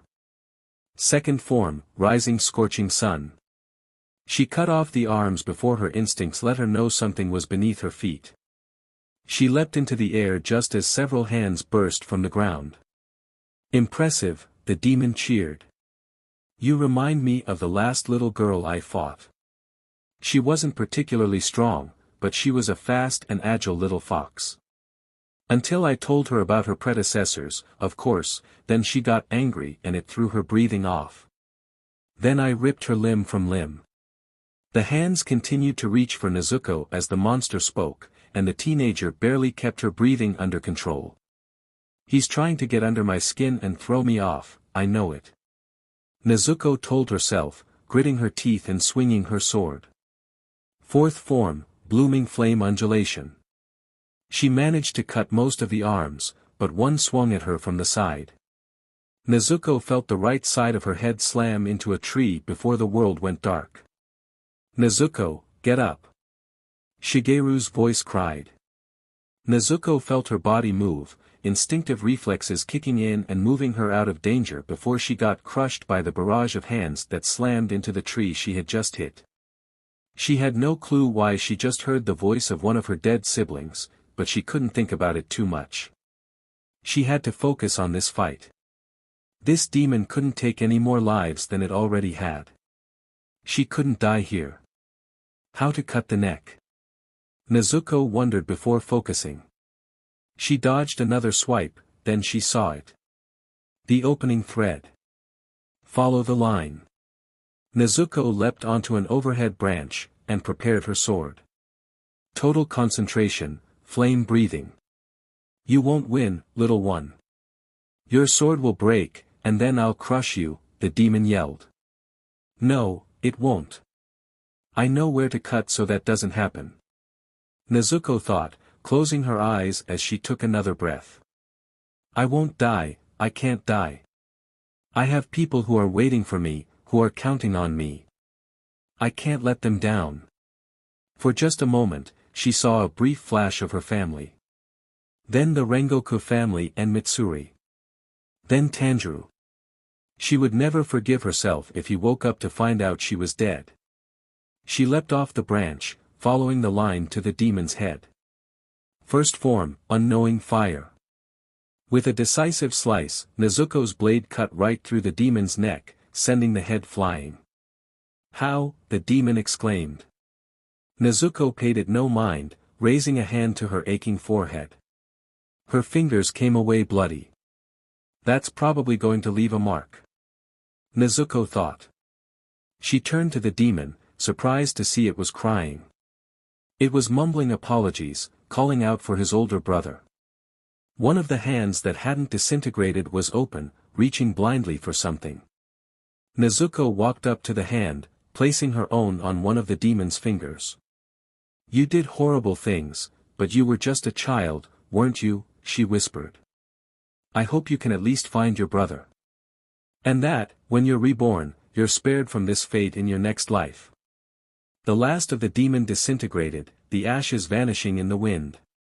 Thank you, an unfamiliar voice spoke up. Nezuko whipped around, seeing 13 figures in the mist that had appeared. Each of them was wearing a fox mask. 2 stood in front of the others. A petite girl with a pink flower-patterned kimono, her mask on the side of her head sporting blue flowers and a cute smile. The other was a boy with peach hair and a colorful kimono under his haori. His fox mask, with a scar on the right side of its mouth, concealed his face. You can rest now. All of you. Nezuko told the children. And so can all the others this demon has eaten. The figures nodded gratefully, vanishing into the mist one by one until only the peach-haired boy was left. When you see a young man with blue eyes, and a haori made of 2 fabrics, tell him Sabito doesn't blame him for what happened. Neither does Totako. And that he deserves to be where he is, the boy told her before vanishing into the mist with the others. With a blink, Nezuko was back in the clear, mist-free forest on Mount Fujikasane. Was that real, or just a hallucination because of the concussion? Nezuko wondered. She felt relatively okay, so she decided to shrug it off, and resumed her running through the trees. She stopped by a stream to rinse the wound on her head, then returned her focus to the final selection. The rest of the week was relatively uneventful, and yielded no results to push Nezuko's search for a cure forward. Nezuko tried to trap demons in the trees, asking them questions if she managed to catch them. She asked them if they knew how to turn a demon back into a human. She was either asked who would want to lose the strength and power bestowed upon demons, or just got snarling in reply. Either way, the demon ended up dead, and Nezuko felt a little less hopeful. The sun rose after the 7th night, and Nezuko found the wisteria trees. She was taken to a medical station, where they disinfected and properly bandaged her head injury, then continued on her way. She emerged from the trees to only see 3 other people. The 2 boys were both beaten up a little, and Tsuyuri was surprisingly unscathed. Heck, she didn't seem to have a speck of dirt on her clothes. Nezuko would be lying if she said she wasn't impressed, especially considering her own condition. Nezuko was pretty sure she was worse off than the others, being the only one with a bleeding injury. "Welcome back. We are very happy to see you. Congratulations on surviving the final selection," the children spoke up. "So, when do we get our swords?" the boy with the mohawk demanded. "Impatient, much?" Nezuko thought, resisting the strong urge to roll her eyes. "First, we will take your measurements for your uniforms, and engrave your ranks," the black-haired child replied calmly before the 2 explained the 10 ranks, the lowest of which the 4 would be starting at. Mizunoto, Mizuno, Kanoto, Kano, Tsukinoto, Tsukino, Hinoto, Hino, Kanoto, and Kino. "Do we get the swords now?" the mohawk boy snapped. In a moment the white-haired child answered before clapping her hands. Multiple crows flew towards the group, each one landing on someone's shoulder or arm. "You have each just received a Kasugai crow. These will be your messengers and mission carriers." "Did you say crows?" "I think this is a sparrow," the yellow-haired boy spoke up, getting Nezuko's attention. True to his word, the bird on his hand was a tiny sparrow instead of the large crows everyone else got. "Get off. I don't care about some DMN bird," the boy with the mohawk snapped, swatting the bird off his arm before stomping up to the children and grabbing the white-haired child by her hair. "I want my sword. Give me the color-changing katana, now." "How dare he?" Nezuko thought, running up and grabbing his arm. "What the hell are you?" The boy cut himself off with a pained yell after the sharp cracking noise of his shoulder being dislocated. The yellow boy yelped, but Nezuko didn't acknowledge anything other than that as she glared venomously at the boy. "These children are just following protocol. Next time, try to be patient. And if I see you do something like this again, especially for something as trivial as your impatience, I'll do a lot worse." Nezuko spat. Yes, she wanted to have this over and done with as soon as possible. She was exhausted, concussed, and desperately wanting a warm bed to sleep in without a high risk of death lurking over her shoulder. But she was still willing to follow protocol and wait. Hell, this guy's impatience was actively holding them up. The boy wrenched himself out of Nezuko's grip. He cradled his injured arm, but still glared at Nezuko. She refused to back down, meeting the glare with her own. "Are you done chatting?" the black-haired child asked. "Sorry." Nezuko replied with a bow to the children. "Now, you may choose the ore for your blades," the white-haired child told them before revealing the table full of chunks of ore. The group all approached the table, staring at the ore. "I don't know which one to pick," the scarred boy grumbled while Tsuyuri looked at each ore, grabbing one and passing it to the children. Nezuko looked through the ore, then closed her eyes and reached out her hand. She felt a tug, letting it guide her hand until she grabbed a piece of ore. She examined it for a moment before passing it to the 2 children. "Welcome to the Demon Slayer Corps," the children chorused. It was official. Nezuko, and the 3 others around her, were all demon slayers. After getting her measurements taken, she was dismissed. She had a long journey back to Rengoku Estate, but she was going to enjoy being able to actually sleep in a proper bed. In a mansion far away from Mount Fujikase, a young man smiled as he stroked the crow perched on his hand. 5 survivors. The number of children continues to grow. Ubuyashiki Kagaya said, turning to the caw of a second crow. Message from the Rengoku estate, the crow declared before revealing the folded letter in his beak. Kagaya turned to his daughter beside him as she received the letter. What does it say? He asked. Kamado Tanjiro has awakened. After falling asleep, Tanjiro opened his eyes to the familiar scenery of his home. Was it all a bad dream? He wondered, his gaze drifting down to his hands. No claws. He didn't feel fangs in his mouth, either. It must have been a nightmare. Tanjiro reasoned with himself. Tanjiro. Are you feeling okay? A familiar voice called out, bringing Tanjiro's attention to his mother in the doorway of the house. Yeah, I'm fine, he replied with a smile. There was an unusual scent in the air, but it was probably nothing to worry about. Do you need help with anything? It's all right, Tanjiro, his mother reassured him. How about you take a walk? That sounds like a good idea. I could probably check the traps and make sure there's nothing unusual around. Tanjiro thought, nodding in response to the suggestion.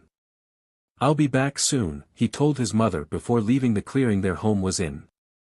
As he walked, he couldn't shake the feeling he was being watched. But every time he looked around to try and find what it could be, there was nothing he could see. Kamado, an unfamiliar voice spoke up. Tanjiro whipped around to the voice, seeing a figure among the trees. The figure didn't seem dangerous, not like the monster, but something about the figure gave him a sense of terror in the back of his mind.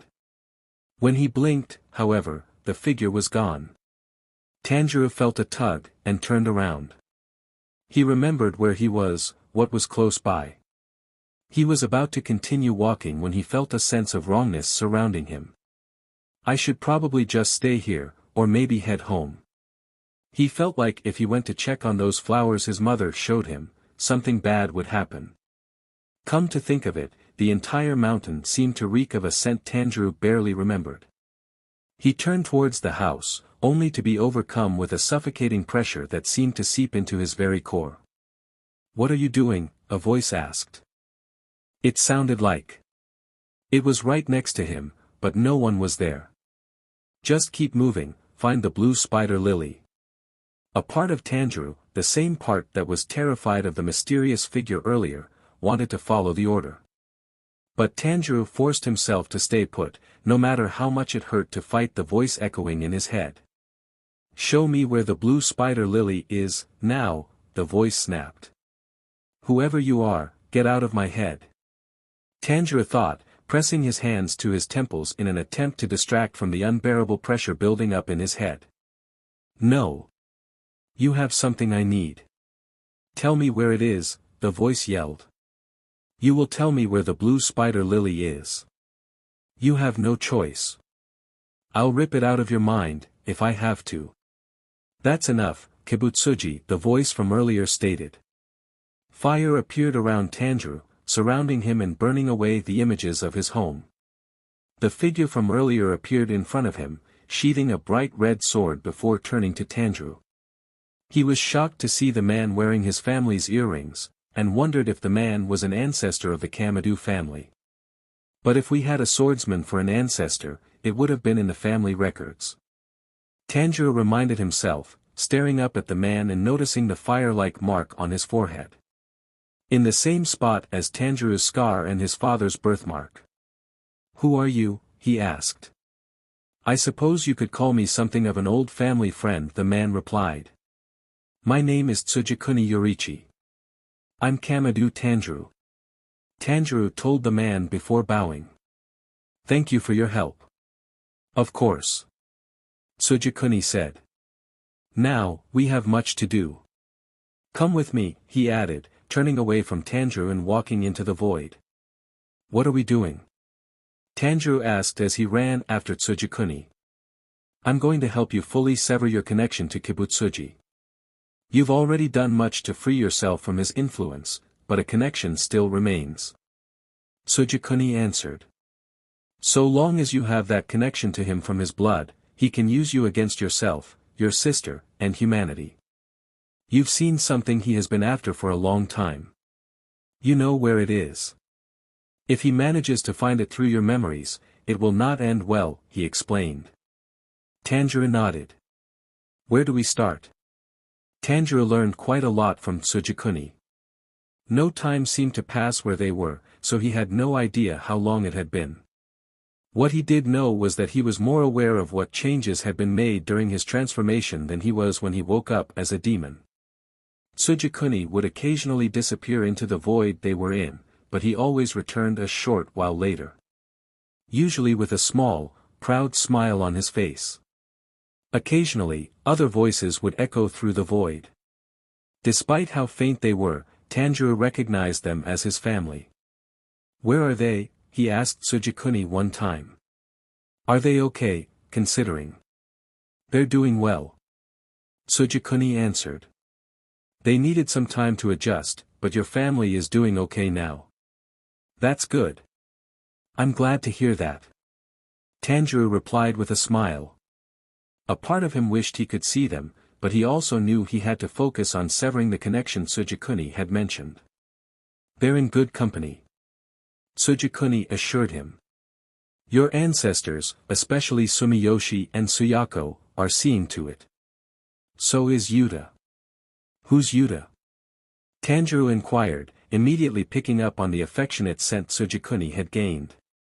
A scent not too different from his parents whenever they were around or thinking about each other. Someone quite special, the man replied with a faint smile. Tanjiro nodded, understanding what he meant. One day, Tanjiro saw a faint flicker in the distance when Sujikuni had vanished. He followed the flicker as it slowly took shape, revealing itself to be fire. It was moving in a peculiar way, but one that Tanjiro recognized. Why is this fire following the movements of the Hinokami Kagura? He wondered. As the fire moved, it faintly illuminated a dancing figure. He couldn't tell exactly who it was with the mask obscuring their face. Tanjiro watched the fire dance until it was extinguished. You've taught her well. Sujikuni spoke up, startling Tanjiro as he turned to the man. Once again, he had a proud smile on his face. What do you mean? Tanjiro asked. Your sister. You taught her the forms, and very skillfully at that. Sujikuni explained. She's not ready to use it in full, not quite yet, but she will be. Tanjiro wasn't sure what he meant, but decided not to ask about it. Instead, he turned to where the fire had once been. Nice job, Nezuko, he whispered. He could have sworn he heard Nezuko's voice, a faint echo throughout the void. He couldn't tell what she was saying, but it was comforting to know she was still there. Remember, you must not harm a human unless there is no other choice. Sujikuni stated firmly. You must drill this thought into your very soul, if you are to remain abstinent. If you do not, you will inevitably lose your remaining humanity to your hunger for human flesh. Right. Tanjiro replied. I promise, I won't allow myself to harm another human unless I absolutely have to. Good. Sujikuni said. Whatever you must do, you need to remind yourself of that.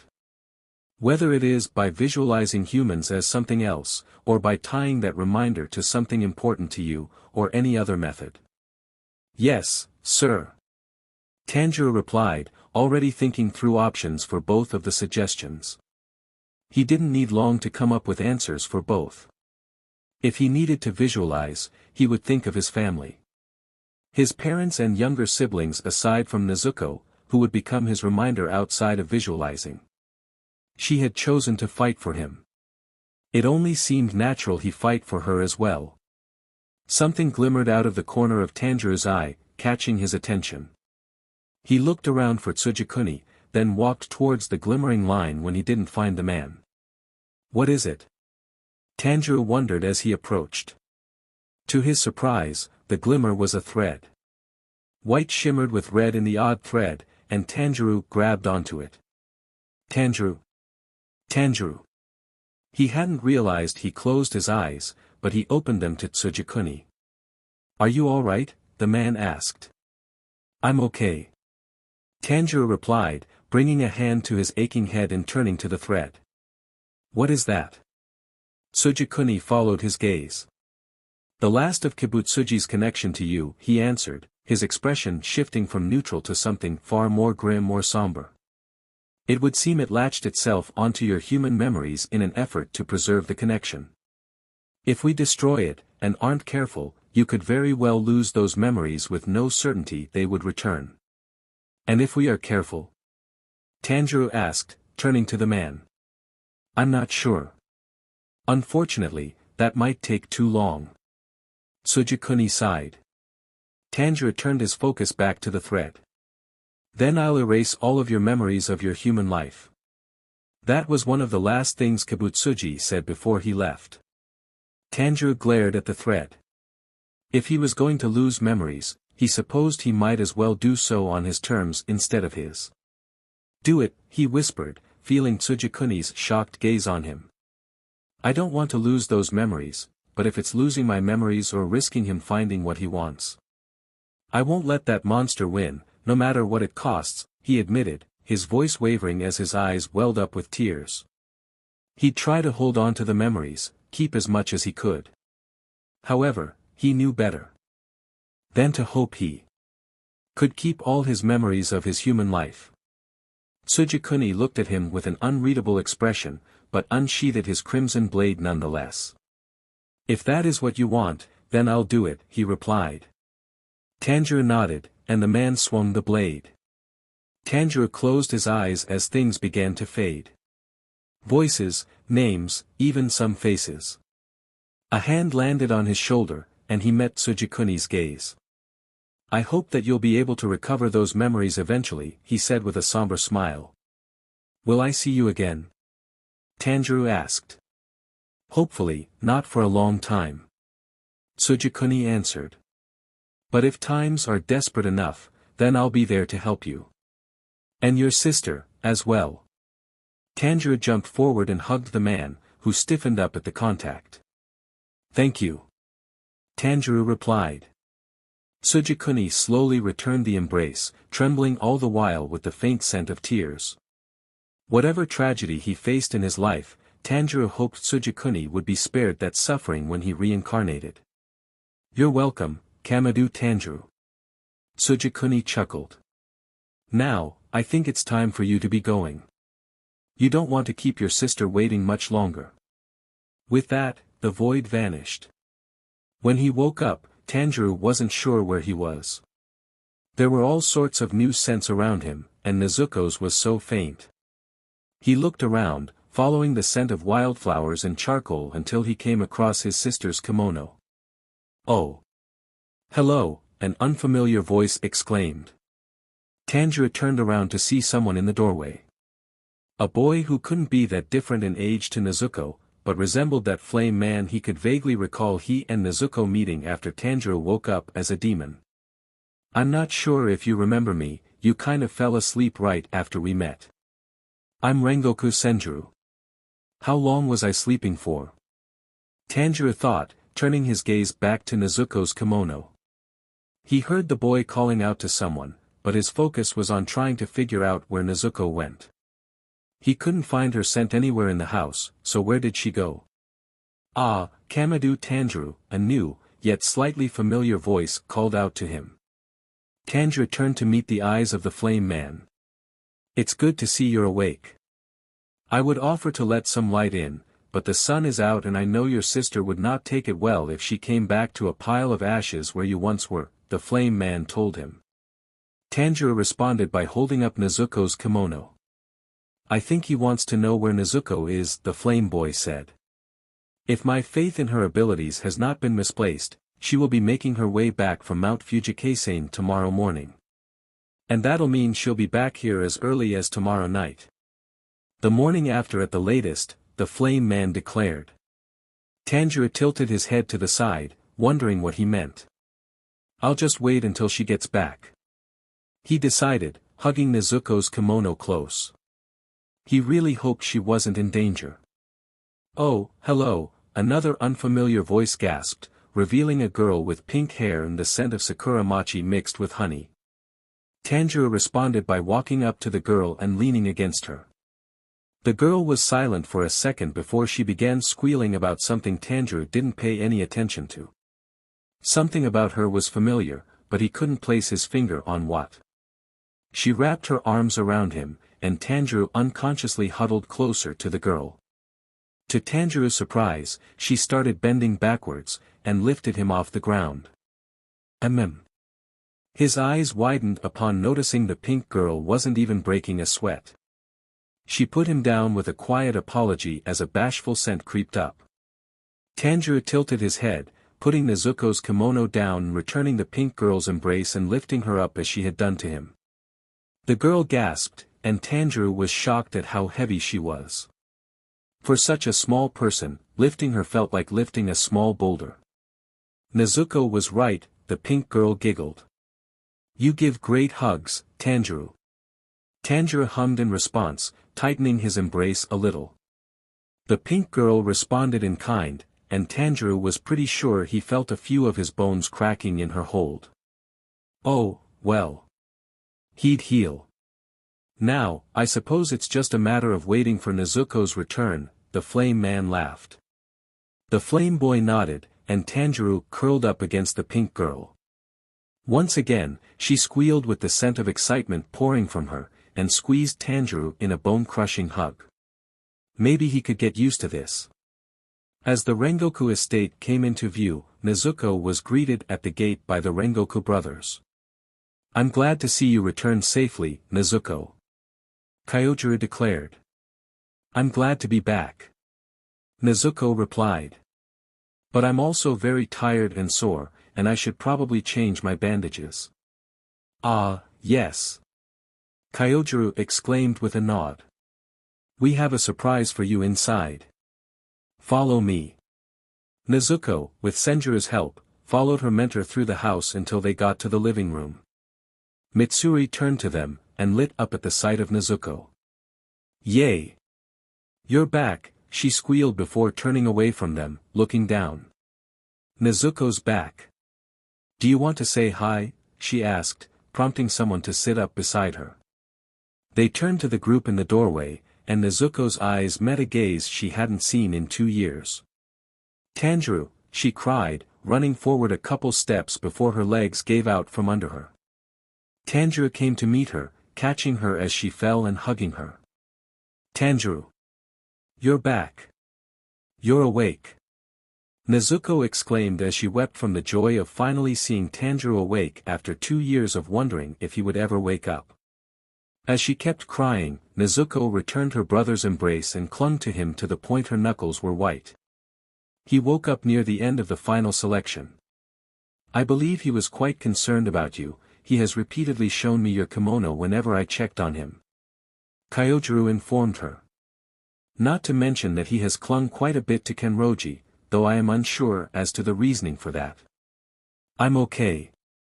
I'm okay, big brother," Nezuko assured him, nestling her face in her brother's shoulder while Tanjiro circled a hand over her back.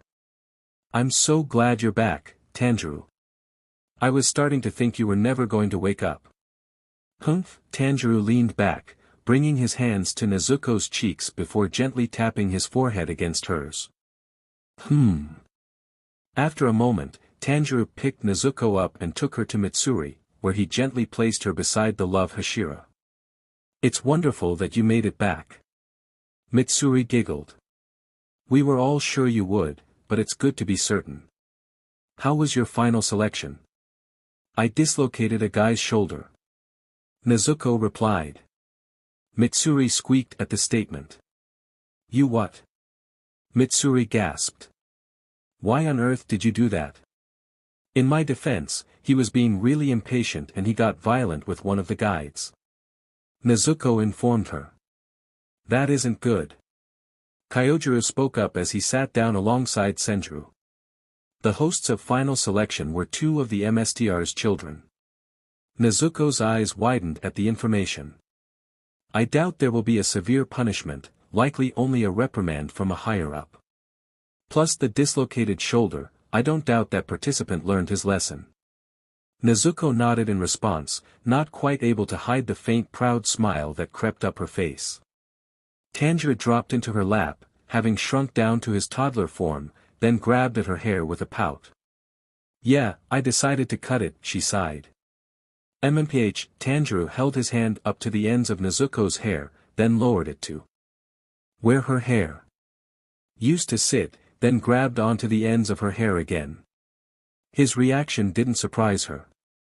She'd spent years growing it out to a length she liked, and now it barely brushed her shoulders. She'd need to trim it again soon, come to think of it. I know. It's gonna stay this way for now. Nezuko replied. She made a promise herself when she cut her hair. It would stay at no longer than shoulder length until Tanjiro was human again, then she would grow it out as long as she could. Tanjiro grumbled, enveloping Nezuko in a tight hug. She responded by wrapping her arms around her brother.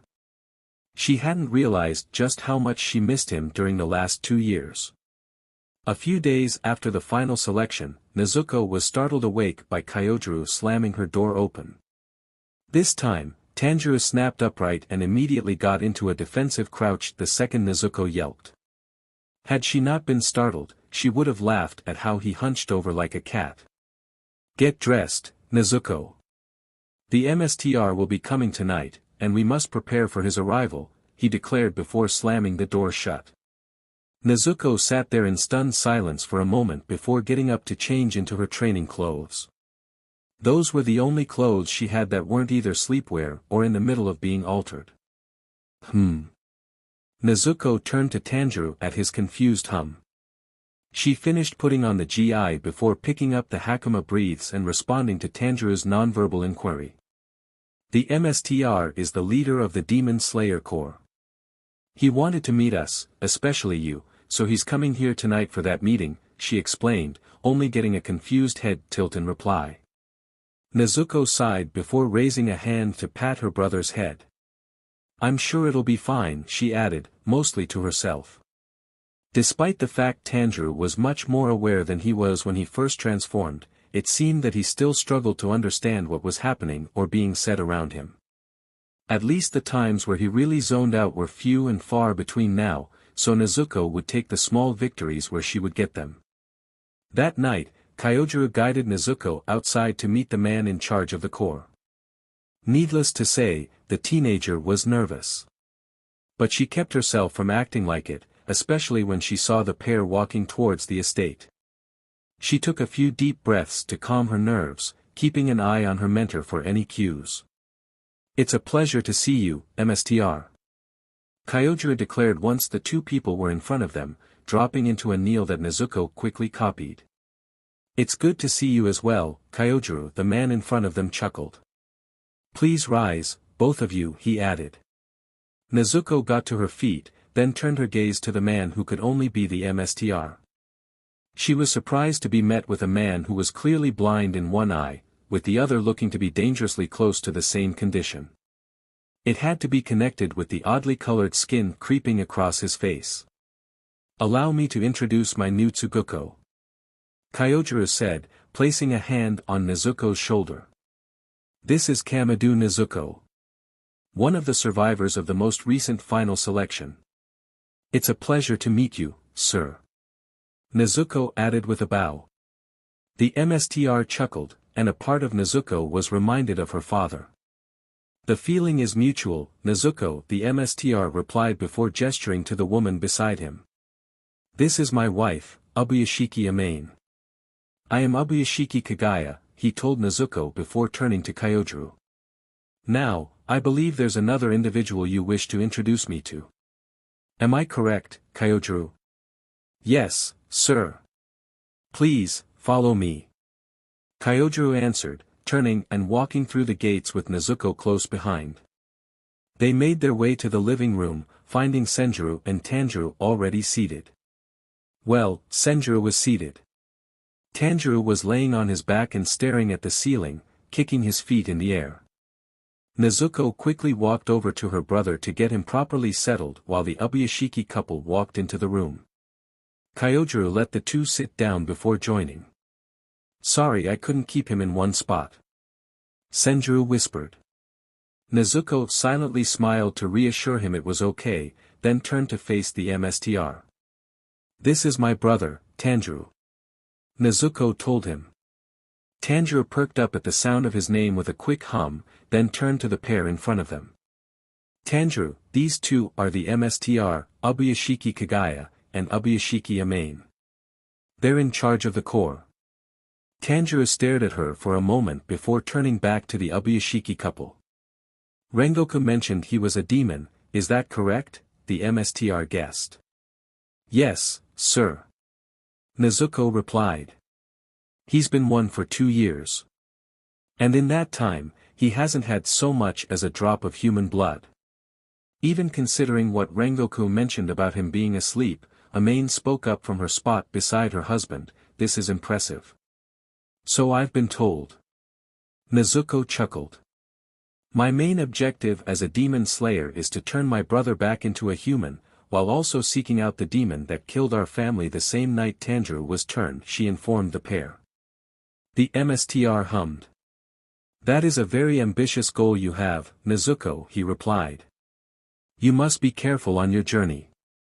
The closer you get to the demon you're looking for, the more dangerous your enemies will become. Thank you for your advice, sir. I'll keep it in mind. Nezuko said, bowing her head respectfully to the man. The couple smiled in response before turning to Tanjiro. He stared at the MSTR for a moment, then stood up and approached. Kyojuro tensed slightly while Nezuko watched her brother kneel in front of the head of the corps. He reached out, placing his hand on the inflamed skin with a concerned hum. I'm afraid there's nothing that can be done about this, child, the MSTR chuckled. Even the most skilled medics we have can't heal me. Kyojuro visibly relaxed as Tanjiro continued to examine the infected skin. I wonder if he's being reminded of Dad. Nezuko thought with a faint smile. Tanjiro always had been worried about others, but even more so the sick and injured. Well, it's clear that Tanjiro is unlike any other demon, the MSTR said. As such, I see no reason to not let him be sanctioned. He turned to Nezuko with a soft smile. You may travel with your brother, Kamado Nezuko, and the two of you may fight demons together. Nezuko straightened up before dropping into a deep bow. Thank you, sir, she replied. We'll do our best to prove your decision was in good faith. I'm sure you will, my child, the MSTR told her. Amain and I will be taking our leave now. Thank you for meeting with us, all of you. Of course, sir. Please, allow me to escort you back to your estate. Kyojuro replied. The Ubuyashikis stood up, turning to leave until Tanjiro hugged the MSTR. Nezuko, Shinjuro, and Kyojuro all jumped at the action. Tanjiro! Nezuko exclaimed, running up to her brother and pulling him away from the man, getting a confused hum from Tanjiro. So sorry, sir. I swear this is a new development, he doesn't usually hug new people like this, she added with an apologetic bow, her face heating up. She got a serene smile in response. It's quite alright, Nezuko, the MSTR replied. It was a pleasure to meet you both. I wish you the best of luck. With that, the Ubuyashiki couple left the estate with Kyojuro in tow. As they left the Rengoku estate, Kagaya felt Amain gently squeezing his hand. Is something wrong? He asked his wife. I was about to ask you the same thing, Lord Kagaya. Amain replied. You seemed deep in thought. Is it about the Kamado children? Yes. I was in deep thought about Nezuko and Tanjiro. Kagaya answered. Something about them was familiar, especially Tanjiro, though Kagaya couldn't quite recall where exactly from. Something tells me that the tables have turned in our favor because of these children. I don't know what it is, or how it may have changed the outcome of this war, but one thing is for certain. He turned his good eye to Amain, allowing himself to smirk. Kibutsuji Muzan has made a grave mistake in turning Kamado Tanjiro into a demon. Behind them, Kyojuro silently wondered what the MSTR meant.